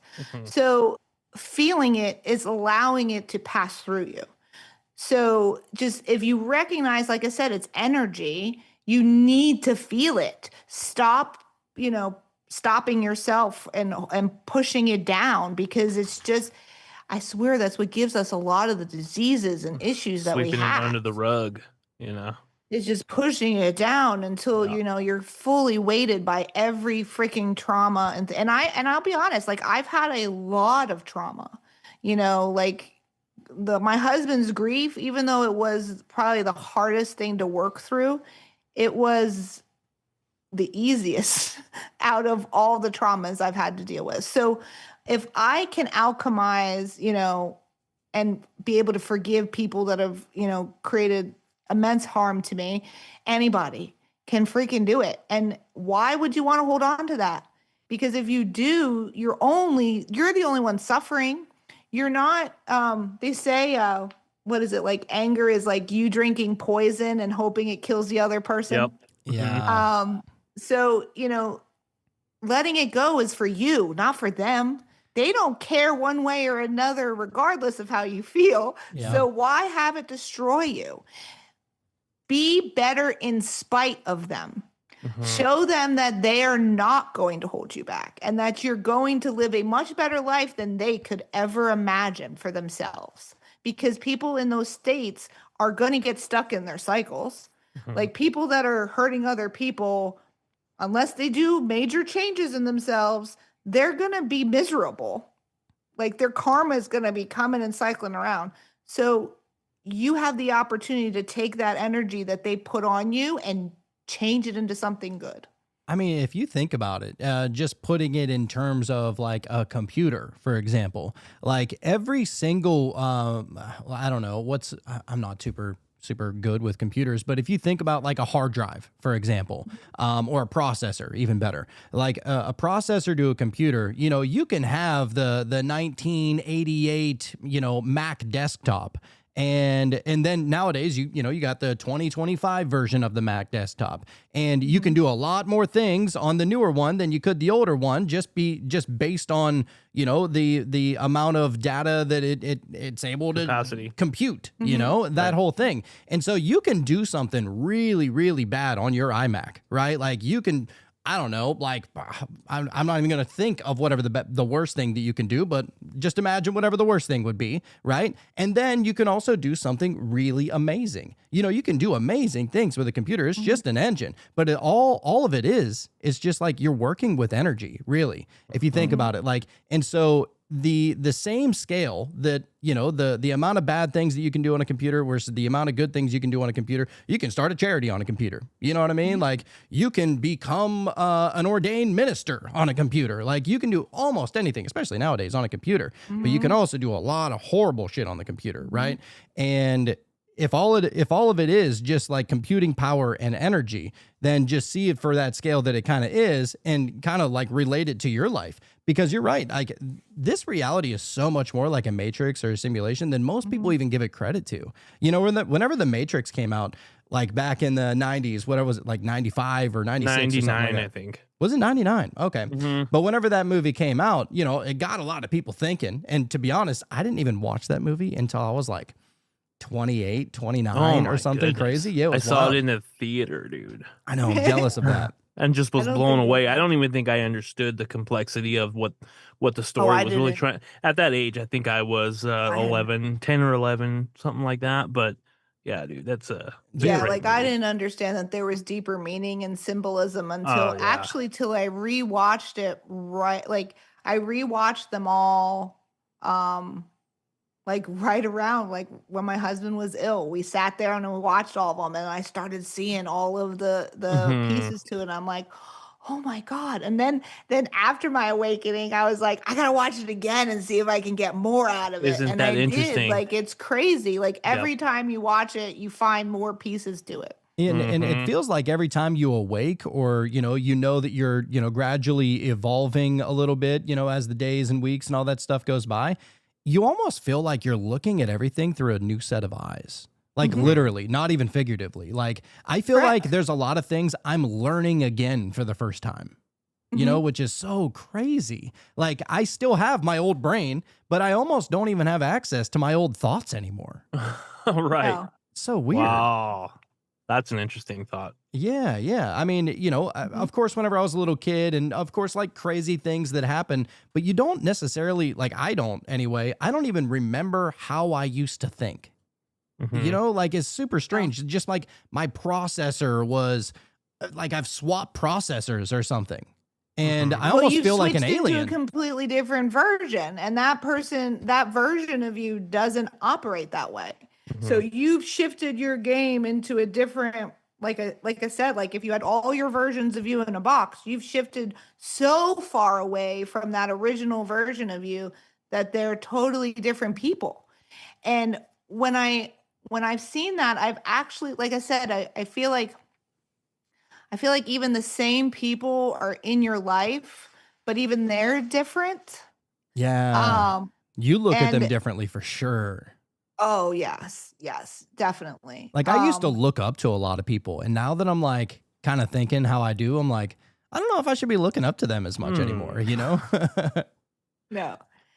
But then you'll also recognize, I don't know if you noticed this, but when you're at a certain energy level, certain people with certain energy, like they don't even come into your space. I find it hard to connect with a lot of people nowadays, to be honest with you, because there's just a lot of mundane shit that people just entertain themselves with. And I'm like, I would much rather be talking about like, what created this? You know what I'm saying? Like, why do I exist? Like, let's get into that. Like, I don't care. Like, the weather's going to be the weather. Where do we start? Yeah. Like, I keep on seeing these posts on Facebook by these people who are like, they're like, why are people complaining about the gas prices? Like, you're going to pay for it either way. You know what I mean? Yeah. Like, you got to get from A to B eventually. But yeah, it is very interesting. But and I do talk about that in the book of why we're here. So lay it down. basically, So basically, if you think about God, universe, singular, the singular point. Um, if you are all knowing, like even you can't see all of you, right? So you need others to reflect back to you so that you can better understand you.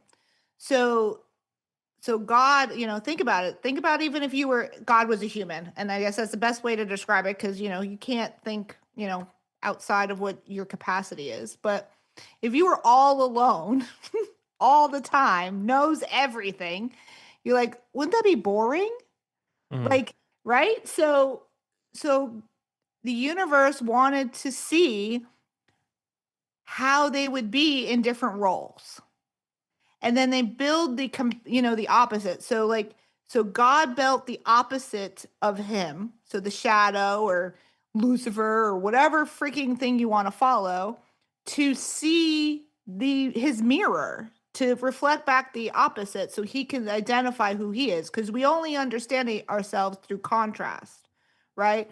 You have two things. What are you, right? Are you good or bad, right? Well, and that's can be a little gray too, but ultimately, you have that polarity. And then you're like, okay, well, this is even with me, like when my husband passed, before I had the experience, I thought it was going to be something completely different than what it was till I actually was in the experience. Mhm. Right? So if you take away your memory of who you are, right? I don't know I signed up for this. I don't know I did this plan, right? And stick yourself in a game. How are you going to still behave the way you thought you were? Oh, Right. dude, it's gonna be totally You know, different.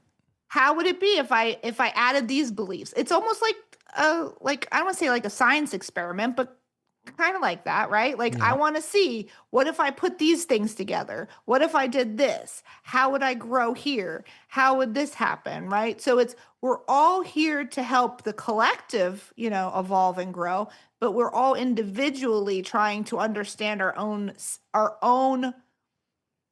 fractal of source, because we can't all be source, right? We have to be a little offset of what source is so that we can see it through different types of lenses and perspectives. Oh, dude, I heard somebody say it was one of the great philosophers of another time, but basically, like, you know, you can never look yourself in the eyes. I mean, there's mirrors and everything, but genuinely to be able to look Mhm. yourself in the eyes, you're never going to be able to do that. You're never going to be able to kiss your own lips. You're never going to be able to like bite your own teeth and all these other things. And so you would, if you're really trying to get a good look at yourself, then maybe God would, or the universe, or the source, or whatever, would just like kind of shatter Fractal. everywhere, Big Bang, or whatever Mhm. that case, whatever it may be, in order to really see itself. And I almost wonder, like, put into this like dualistic kind of reality, is this like the source's way of like, each one of us is the source's individual piece of shadow work that it's doing, like Mhm. Oh, wow, th- that's interesting. through each person, because everybody has highs and lows. Like there's nobody that Mm. skates through life. Even if you're a trust fund baby, I mean, you're going to find something to complain about. Mm. Correct. I mean, even, monks and Buddhas, they still go through suffering, right? They still Right. have growth. Just because they come at it from a peaceful place doesn't mean that they still aren't growing and experiencing life. Um, but yeah, it's like you're. Oh, what was her name? I'm trying to Oh, think. Oh, the nun. We were just talking about her the other day. A nun. Um, Yeah, damn, I can't remember her name. Mother Teresa. There we go. Oh. But Mother Teresa, she goes, and this was so interesting, but she said, whenever I look at everybody, I see Christ in everybody. And it's mhm. like, man, that is so, if you look at it that way, if you understand that, let's just be honest, bro, like what they're talking about with the Christ, like That's another way of saying that you're one, right? Like if Christ is in everybody, then that's just another way of saying, hey, we're all the same thing. And if I can like namaste you, like the divine within me sees the divine within you, then if we just looked at each other that way, how much different of a How world much would this be? easier it would be to not get so pissed off at somebody for cutting you off. Just Yeah. the little things. Yeah. It's like, oh, then you bring in the whole idea of like accountability, like you were saying, as far as not wanting to lie to somebody. And then you look at that somebody as if they are you. And that person knows exactly and sees right through you because it knows you and you know it and everything else. It's like, well, shit. If you can just believe that and Like, just go through life like that, oh, it's dude. like, oh, It's so much like, easier. yeah. It's like, whatever person that is not you, imagine, and this is like such a brain fuck, but like whatever person that is not you, so literally everybody that's not you, if you look at them and think they are me if I was in their circumstance, then 100%. oh my God, it changes the entire game. Like talking about loving your neighbor as yourself is literally that at that point. Like, yeah, you can sit there and say, I would never murder, I would never do drugs, I would never do whatever, right? But like, you don't know that unless you were them. But the only way that you can really start to understand, which is understanding is the exact opposite of judging. Right. And so instead of judging and try and understand and be like, put yourself in their shoes and look at all the consequences and all the crazy things that person had to go through, then, you're going to be a lot less, likely to sit there in judgment and more, empathetic almost. Even the worst things that you can imagine. It's like you probably would have done the same thing if you were in their shoes, and not even just like their household, but like every single situation they were in to the T would make you that person. Every thought And that then they if your agreed belief, to. yeah, it's your belief systems, right? I don't think anybody's really like, I think everybody thinks they're doing the right thing for themselves. I really do. It's their belief systems that are a little, off. And that's when you can start having more compassion for people, because you can start to say, oh, I see why you're the way you are. That doesn't mean you have to agree, right? You don't have to be like, okay, I'm going to support you as a KKK member, right? You know what I mean? Yeah. Like, you don't have to support them, but you don't have to add to the fire. You don't have to judge, people's situations, and show them with love. But when we were saying, and also if you realize that you're a piece of, you're a piece of God playing out this role, then the more you can embody who you're really supposed to play, then you're allowing God to live through you. Like you're allowing God to see the world through you as you were supposed to be seen. Right.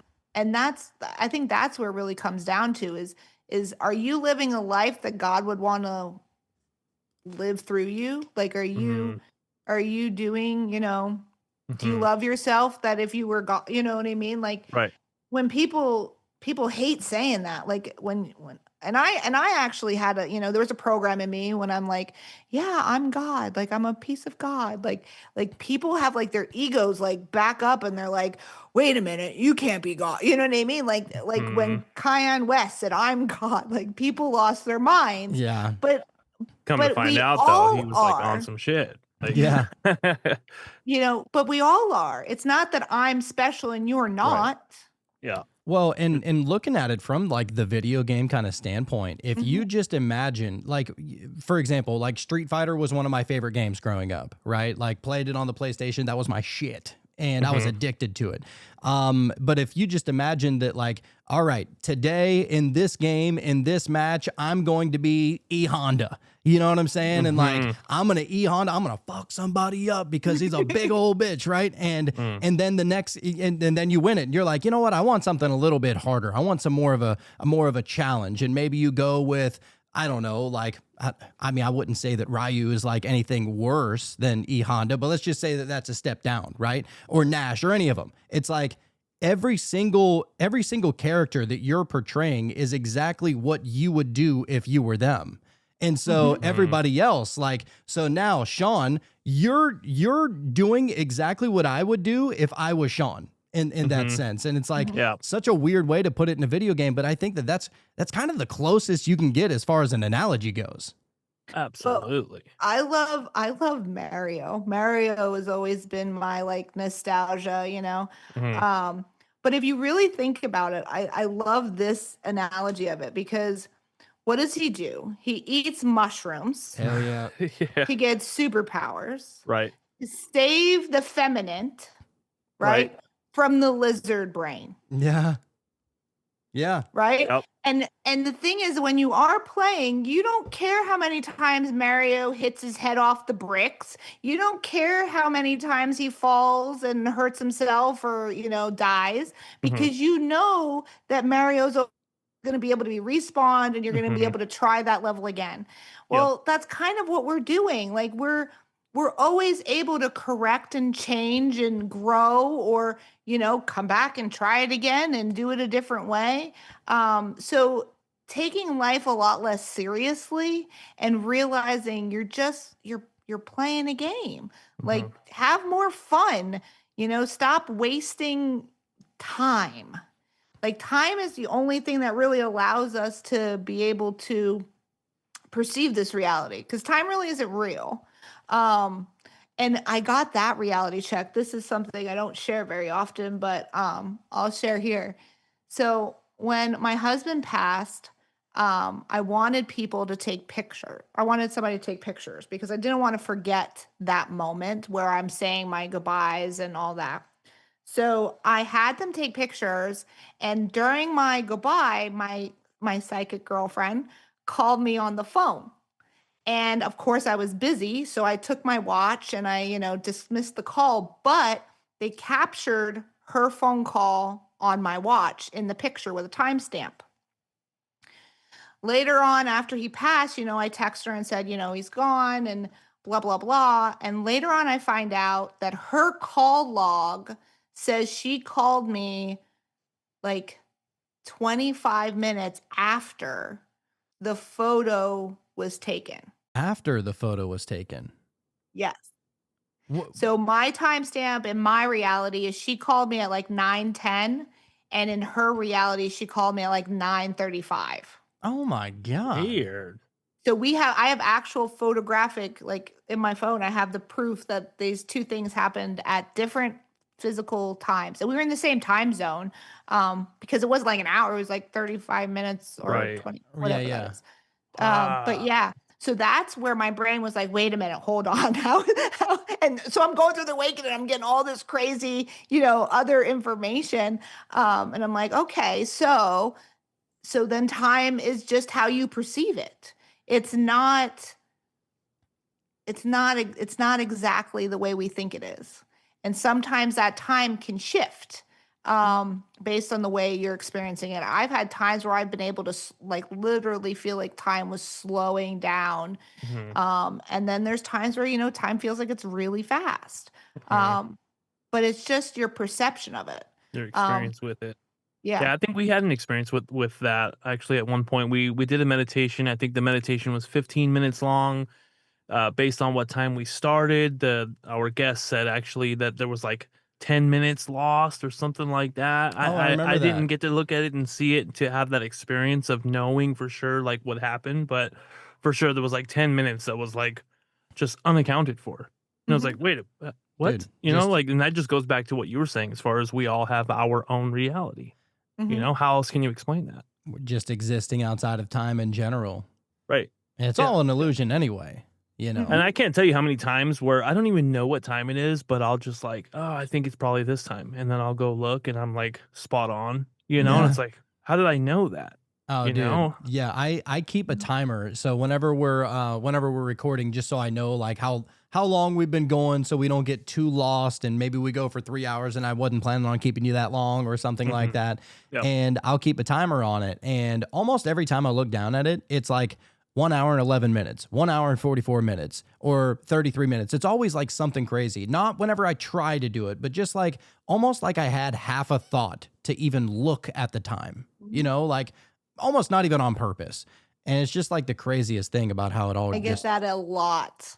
Almost a lot of times I look at the time, it's 111, 1111 or 222 or Mhm. 333 or 4. Yep. And I'm like, oh, I guess I'm online today. That's how I look at it. I'm like, I'm aligned. I'm Yep. still, tracking the right, Yep. Your level of awareness is still right there. I had 222 today, actually. It's funny you nice. mentioned that. And that's the other thing. Like, remember, like you can get messages in songs, in street signs, in wherever. But because it's your reality, it's only going to mean what it needs to mean to you. It's meeting So you where you are.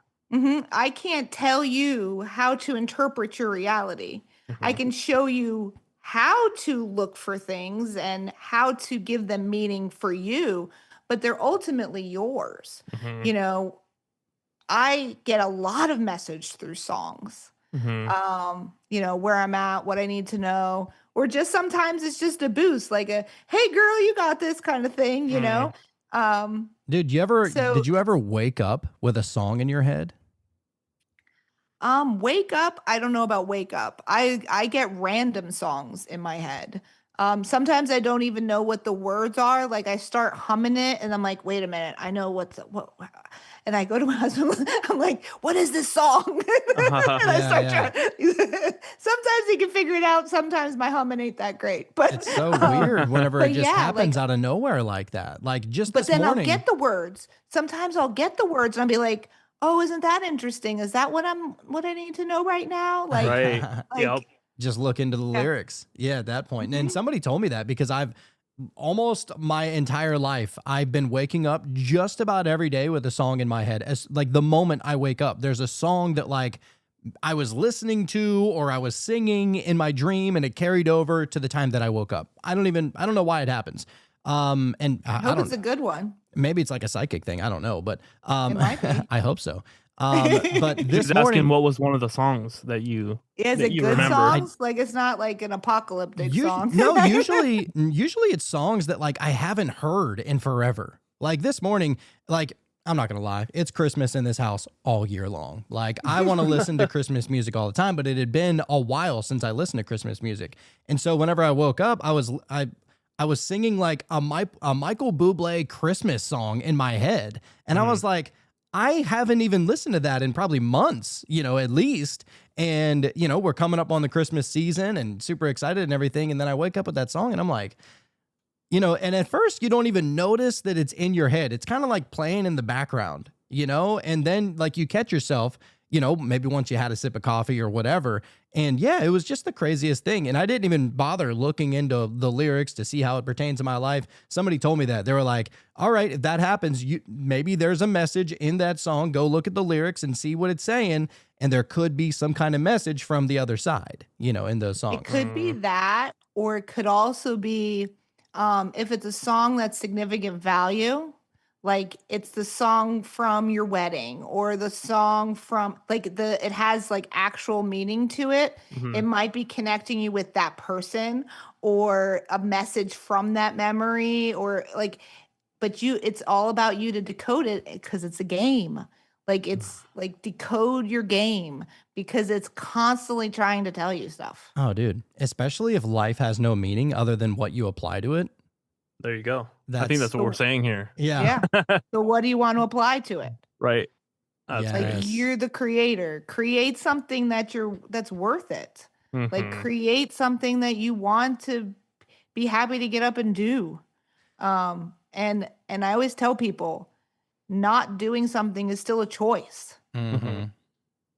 Yeah, yeah, big time. Well, I mean, I feel like we could talk to you forever because we I just like know. I love these relate on We conversations. so many vibe. We things. vibe. Yeah, yeah. So, if you could, oh wait, actually, Sean, we have a tarot card that we need to read, Oh sir. yes, dude. Let's not forget that. We got the Hanged Man. Oh, get out of here. Mm, That's Yeah. my favorite tarot card of all time. Perfect. Yeah, dude. If And it's anybody been a minute too. if anybody looks at the logo, you'll see that me and Sean are both holding tarot cards I and see yours. mine is a hanged man on the front. I see. Sean put it on And there it's for me. That's a perfect for the custom. it's perfect for the book because it's all about seeing things through a different perspective. Yep. Yep. So Limiting beliefs and letting yes. go of those things. Yes. Yes. So it's kind of a tradition over here to read from the book, and eventually we're going to get to it. As of But right now. right now, I do kind of want to read it, even though Well, everybody it gives knows. more. It gives you more. It's just more, right? And if It's a you little more want, you context. can also throw in your own little interpretation because I'd be interested to hear it. So. Sure. So the Hanged Man. When you are suspended upside down, there is time to reflect and see things from a new perspective. The Hanged Man offers the unusual gift of suspended time. We were just talking about how time is like not real. His presence is associated with a time period that is meant to help shift your perception of a situation. The Hanged Man is suspended by one leg upside down from the tree of life. His hand appears to be tied behind his back. His free leg is crossed behind the bound leg and appears relaxed and resting. He has nowhere to go, so he is able to sit quietly in reflection, which shows on his face. He is calm, almost pensive, rather than distressed. Yellow illumination surrounds his head, suggesting spiritual enlightenment is occurring during this time of pause. This is a time to surrender, not struggle. Yeah. That's like the perfect message for this. See what I'm saying? Like every show, it's something so spot on, and it just never gets old. Yes, and the hangman, it's like he voluntarily put himself in this position. It's not a. He ain't even tripping. He wasn't like forced, right? Like he's relaxed. His one leg, he can untie his other leg anytime he wants. His hands are free, but he's able to see through the different perspective. He's choosing to look at something a little differently because the way that he was looking at it before is kind of got him a little stagnant. So it's like, all right, let me just flip this around and see what's up. Not satisfactory. Yeah. Right. So the spiritual message behind it says unexpected moments of pause can lead to new spiritual insights. Gaining a new perspective on your situation helps you expand your beliefs. Take time to reflect and surrender to the present moment as fully as you can. Beautiful. All right. Well, that is about as perfect as it gets. I'll say that. Yeah. That is spot on. I love it.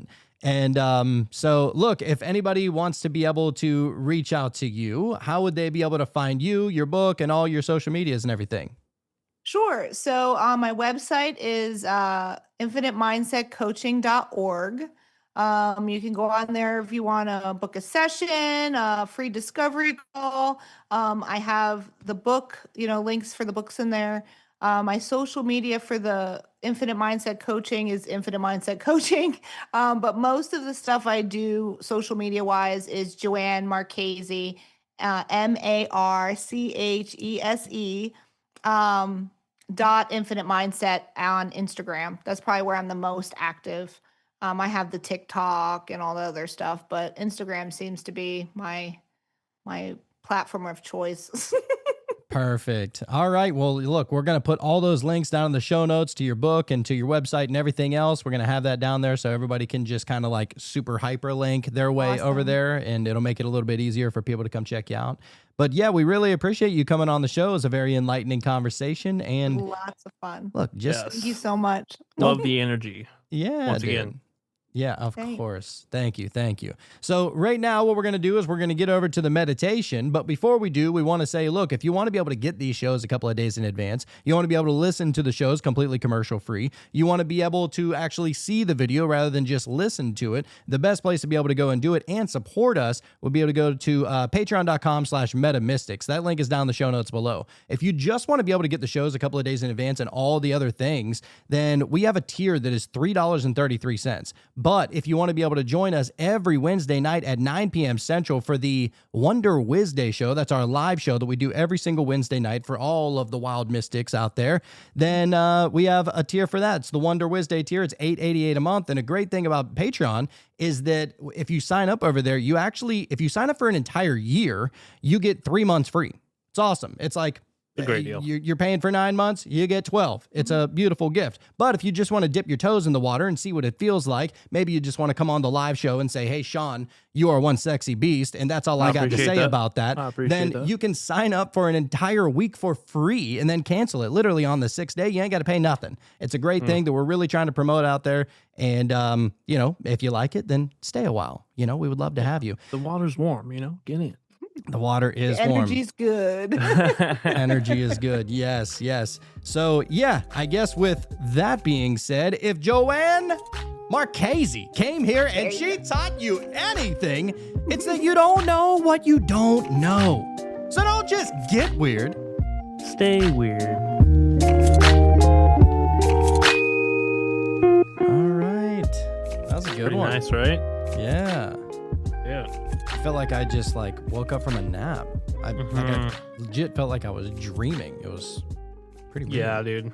I was starting to think of, some of the things that our guest was saying, and as far as just kind of being in that flow and how the universe kind of just shows you kind of what you need to see according to where you are. And I think I got into some of it was like, the how everything started, right? And she went on to say as far as like we kind of like agreed to certain things and how that kind of all took place. And I was just thinking like, and that's cool. I think it's really interesting to look at it that way. But I think it's really interesting to look at it as in, like, at least in my reality, how I've been looking at it is, what if what if none of this was even supposed to happen? You know what I'm saying? Like the universe, the way that it turned out. Let's say that there was trillions and trillions, and I don't even know a bigger number to say, of possibilities that the universe could have been, right? And this is the only version of the universe that could have been something that had an earth, that had people, that had life, that had brains with the capacity to even ponder the beginning, right? And so in that sense, I feel like how we talk about, like, oh, life, maybe there is no one purpose. It's kind of just whatever you want that purpose to be. I feel like that lines up even better. Like if there is no actual specific purpose for Jonathan or for me, it's just what I want my purpose to be. That's kind of what I follow, those breadcrumbs, and I kind of just experience the things I'm supposed to experience according to kind of how I'm looking at things and kind of what I want to see from the universe. And so I feel like if this universe was just kind of, I don't even want to say an accident, because even saying that the universe that we exist in now was an accident still kind of suggests that there was an alternative intention, right, of the universe itself. And so I don't know. I think even saying that the universe was just kind of like, this is just how it is, and it's always kind of been that way, and it expanded and whatever. I don't even think that takes the magic out of it. You know what I'm saying? No, I think I don't there's know. That's just kind of what I was thinking about. there's probably multiple ways to really look at it. I mean, and all of it's speculation. Of Like course. I mean, how could we know? especially whenever they talk about the Big Bang, how it was created, the universe was created, what was it, like 13.6 million years ago or something crazy like that, or whatever Or the number billion is, years, or right? billion. I think it actually is billion. Yeah. And then they're like, well, our math could have been wrong, so it was actually like 27.2 billion years old, and it was like doubled the length. So, Right. I mean, there's still jury's still out on that. I mean, how do you even go back that much time? You know what I Mhm. mean? And so, I mean, I think it's just like anything else. It's whatever meaning you apply to it. Yeah. If there's something, like, if you feel like, because there is no set answer. I mean, to be honest with you, it's all I speculation. mean, if there was, I feel like we'd all kind of agree, or at least most of us would. Right. Like the right. evidence would be so like obvious, that it would be like, oh, we got it figured out. You know what I mean?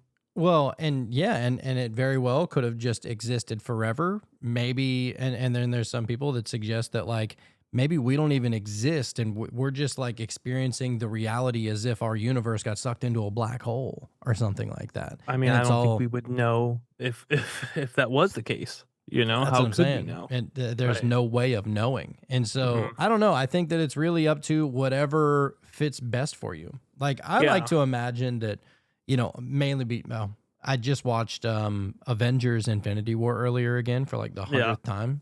Mhm. And Doctor Strange, he's like, I just ran a simulation of all of the possibilities of all the possible outcomes and all the Mhm. possible futures and everything. Mhm. And they said, like, how many did you run? It was 40,605. Right. And And which how many did we win?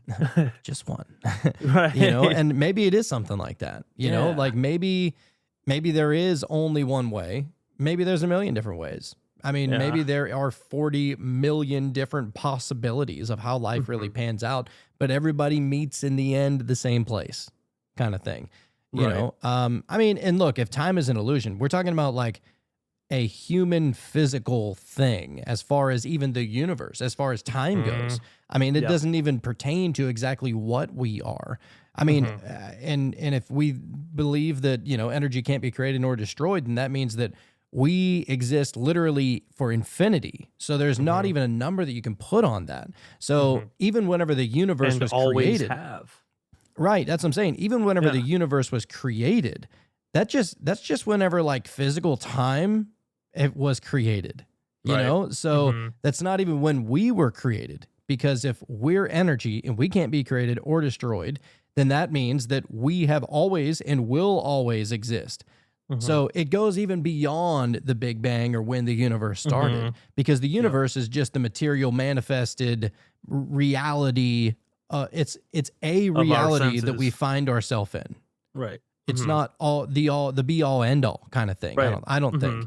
I mean, because you think about it, like, what if we existed in other universes and we were aliens, or we were watchers, or we were literally God, and that's who everybody was praying to us, kind of thing. Like, it literally could be that like you're just an amoeba at the bottom of a pond, and you're interacting with other amoebas and you're creating like new things.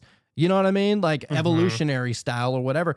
Yeah. I think we probably existed as all of it. And that's something that like even Dolores Cannon said. She goes, it was probably a lifetime that you lived as a rock, dude. You know, like there's probably a lifetime you lived as a blade of fucking grass. Well, I mean, and that makes sense too when you think about it. When you have those experiences and you have that feeling of oneness, and you look at a tree and you say, oh, you know, like, oh, that thing is definitely has something going on, whether it's consciousness or whatever you want to call it. You know, there's that oneness, that individuation, or not individuation, but you're not separate from it. Well, Right. and And it's, so if you were a tree at one point, then maybe that's what, you know what I mean? I don't know. Who well, and knows? it's not the wood that you're connecting with. You Not know, the wood. like it's not even the individual fibers of the wood that you're connecting with. It is whatever is keeping that tree alive. Right. You know, The whatever energy that itself. is. Yeah, Right. yeah. And I think that that's what is familiar. You know, like a tree's a tree, just like a human body is just a human body. It's another car. You know, I've had like 13, 14 cars in my lifetime. If I identified as one of them, man, I'd be literally having to Fred Flintstone my ass to work or to the grocery store every day, because that thing I either wrecked or, you know what I mean? Like, or the engine blew out or whatever. Yeah. So even identifying as Sean is putting you in such a tiny little box. And so that's kind of the way I like to look at things. And just, I mean, you know what it was like whenever I hypnotized you. Dude, you were a fucking, I don't even know what you were. You were just an energy. An orb or something, right? But you were just infinite. There was no beginning. There was no end. And I mean, you were an observer, Complete. but you couldn't have cared less about what was going to happen because you understood the cyclical nature of life. Yeah. And Like- the infinite nature of it. No use know what I'm saying? getting upset over spilled milk. I mean, Right. it has to The happen. grand scheme of things, right? Yeah. Yeah, I don't know. It just got me thinking, because I started thinking about what is it called? The Tao, right? And it's almost like that effortless action. And so it's like, then I got to thinking, I thought about that first, and based off what she was saying, and then thinking about like not trying to like force things, right? Trying not to force a square peg into a triangle hole, right? And because that I feel like in order to just kind of be at your best, you need to just be yourself and not constantly trying to force things. And that goes in any situation you can think of. You know, if you're forcing yourself to go to this job that you fucking hate, right? It's like you're forcing, and I feel like that's not in our nature. Like nature itself isn't forcing anything. No, it's just naturally It's doing just it. doing it. Yeah, You know, it all, effortlessly. it all goes through a cycle. You know, think about like the lifespan of a leaf. You know, at one point it was nothing, and then at a certain point, you know, spring came and water came and sunlight and wind, and next thing you know, you're a little leaf sprout that's sprouting off of the tiniest little twig.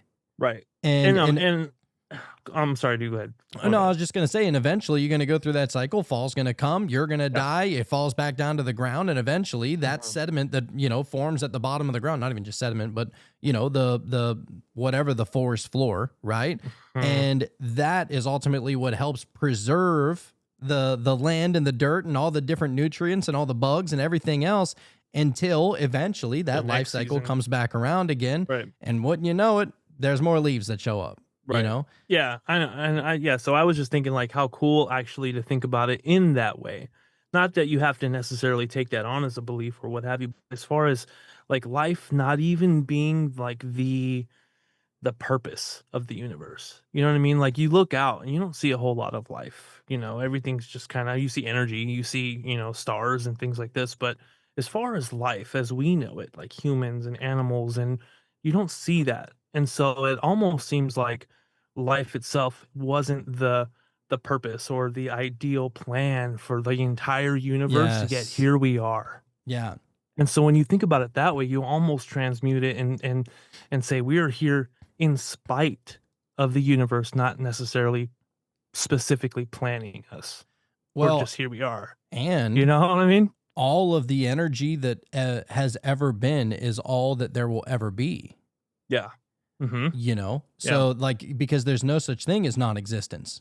Mm-hmm. Like you can't not exist. It's not possible. Like it literally, it's like zero. Like, zero is not even a number. It's just a placeholder. Yeah. For For our brain, right? Yeah, that's about it. So yeah, dude, I just love thinking about that kind of stuff too. So I'm happy you brought that up. Yeah, dude. It's all, what were you experiencing, dude? you know what? I felt like I was about to fall asleep. Not fall asleep, but I was like Right. super, super, super deep, like theta, to where I was like, I forgot I was even meditating, actually. Yeah, dude. Like That's I a was sweet just spot. trying to go nowhere. Yeah. And in the just in-betwixt. like recharge, Good shit, dude. setting your shit. phone on the charger for the night. You forget about it. When you wake up, it's 100%. 100%. Yeah, man. Love it. I think Love that's why like gurus and yogis and shit, they say that they don't even need to sleep but for like 3 or 4 hours a night. Well, they're not wasting as much energy as we are. Well, You know and what I mean? well, and also think about all the rest they get in their meditation. If they're meditating 2, 3, 4 times a day for half an hour to an hour, a couple hours or whatever, you're like not burning anything. Right. And How much you're- energy could you exhaust if you're just blissed out all day long? Well, and there's no energy to exhaust whenever you're in a state of rest anyway. Mm-hmm. You know? So Yeah, man. pretty freaking cool, dude. Good Anyway, shit. all right. Well, we got a nice long list of a lineup for guests coming on the show, and it's going to be awesome. Can't wait for that. Lord Byron's going to be coming on this Wednesday night for Wonder Wednesday.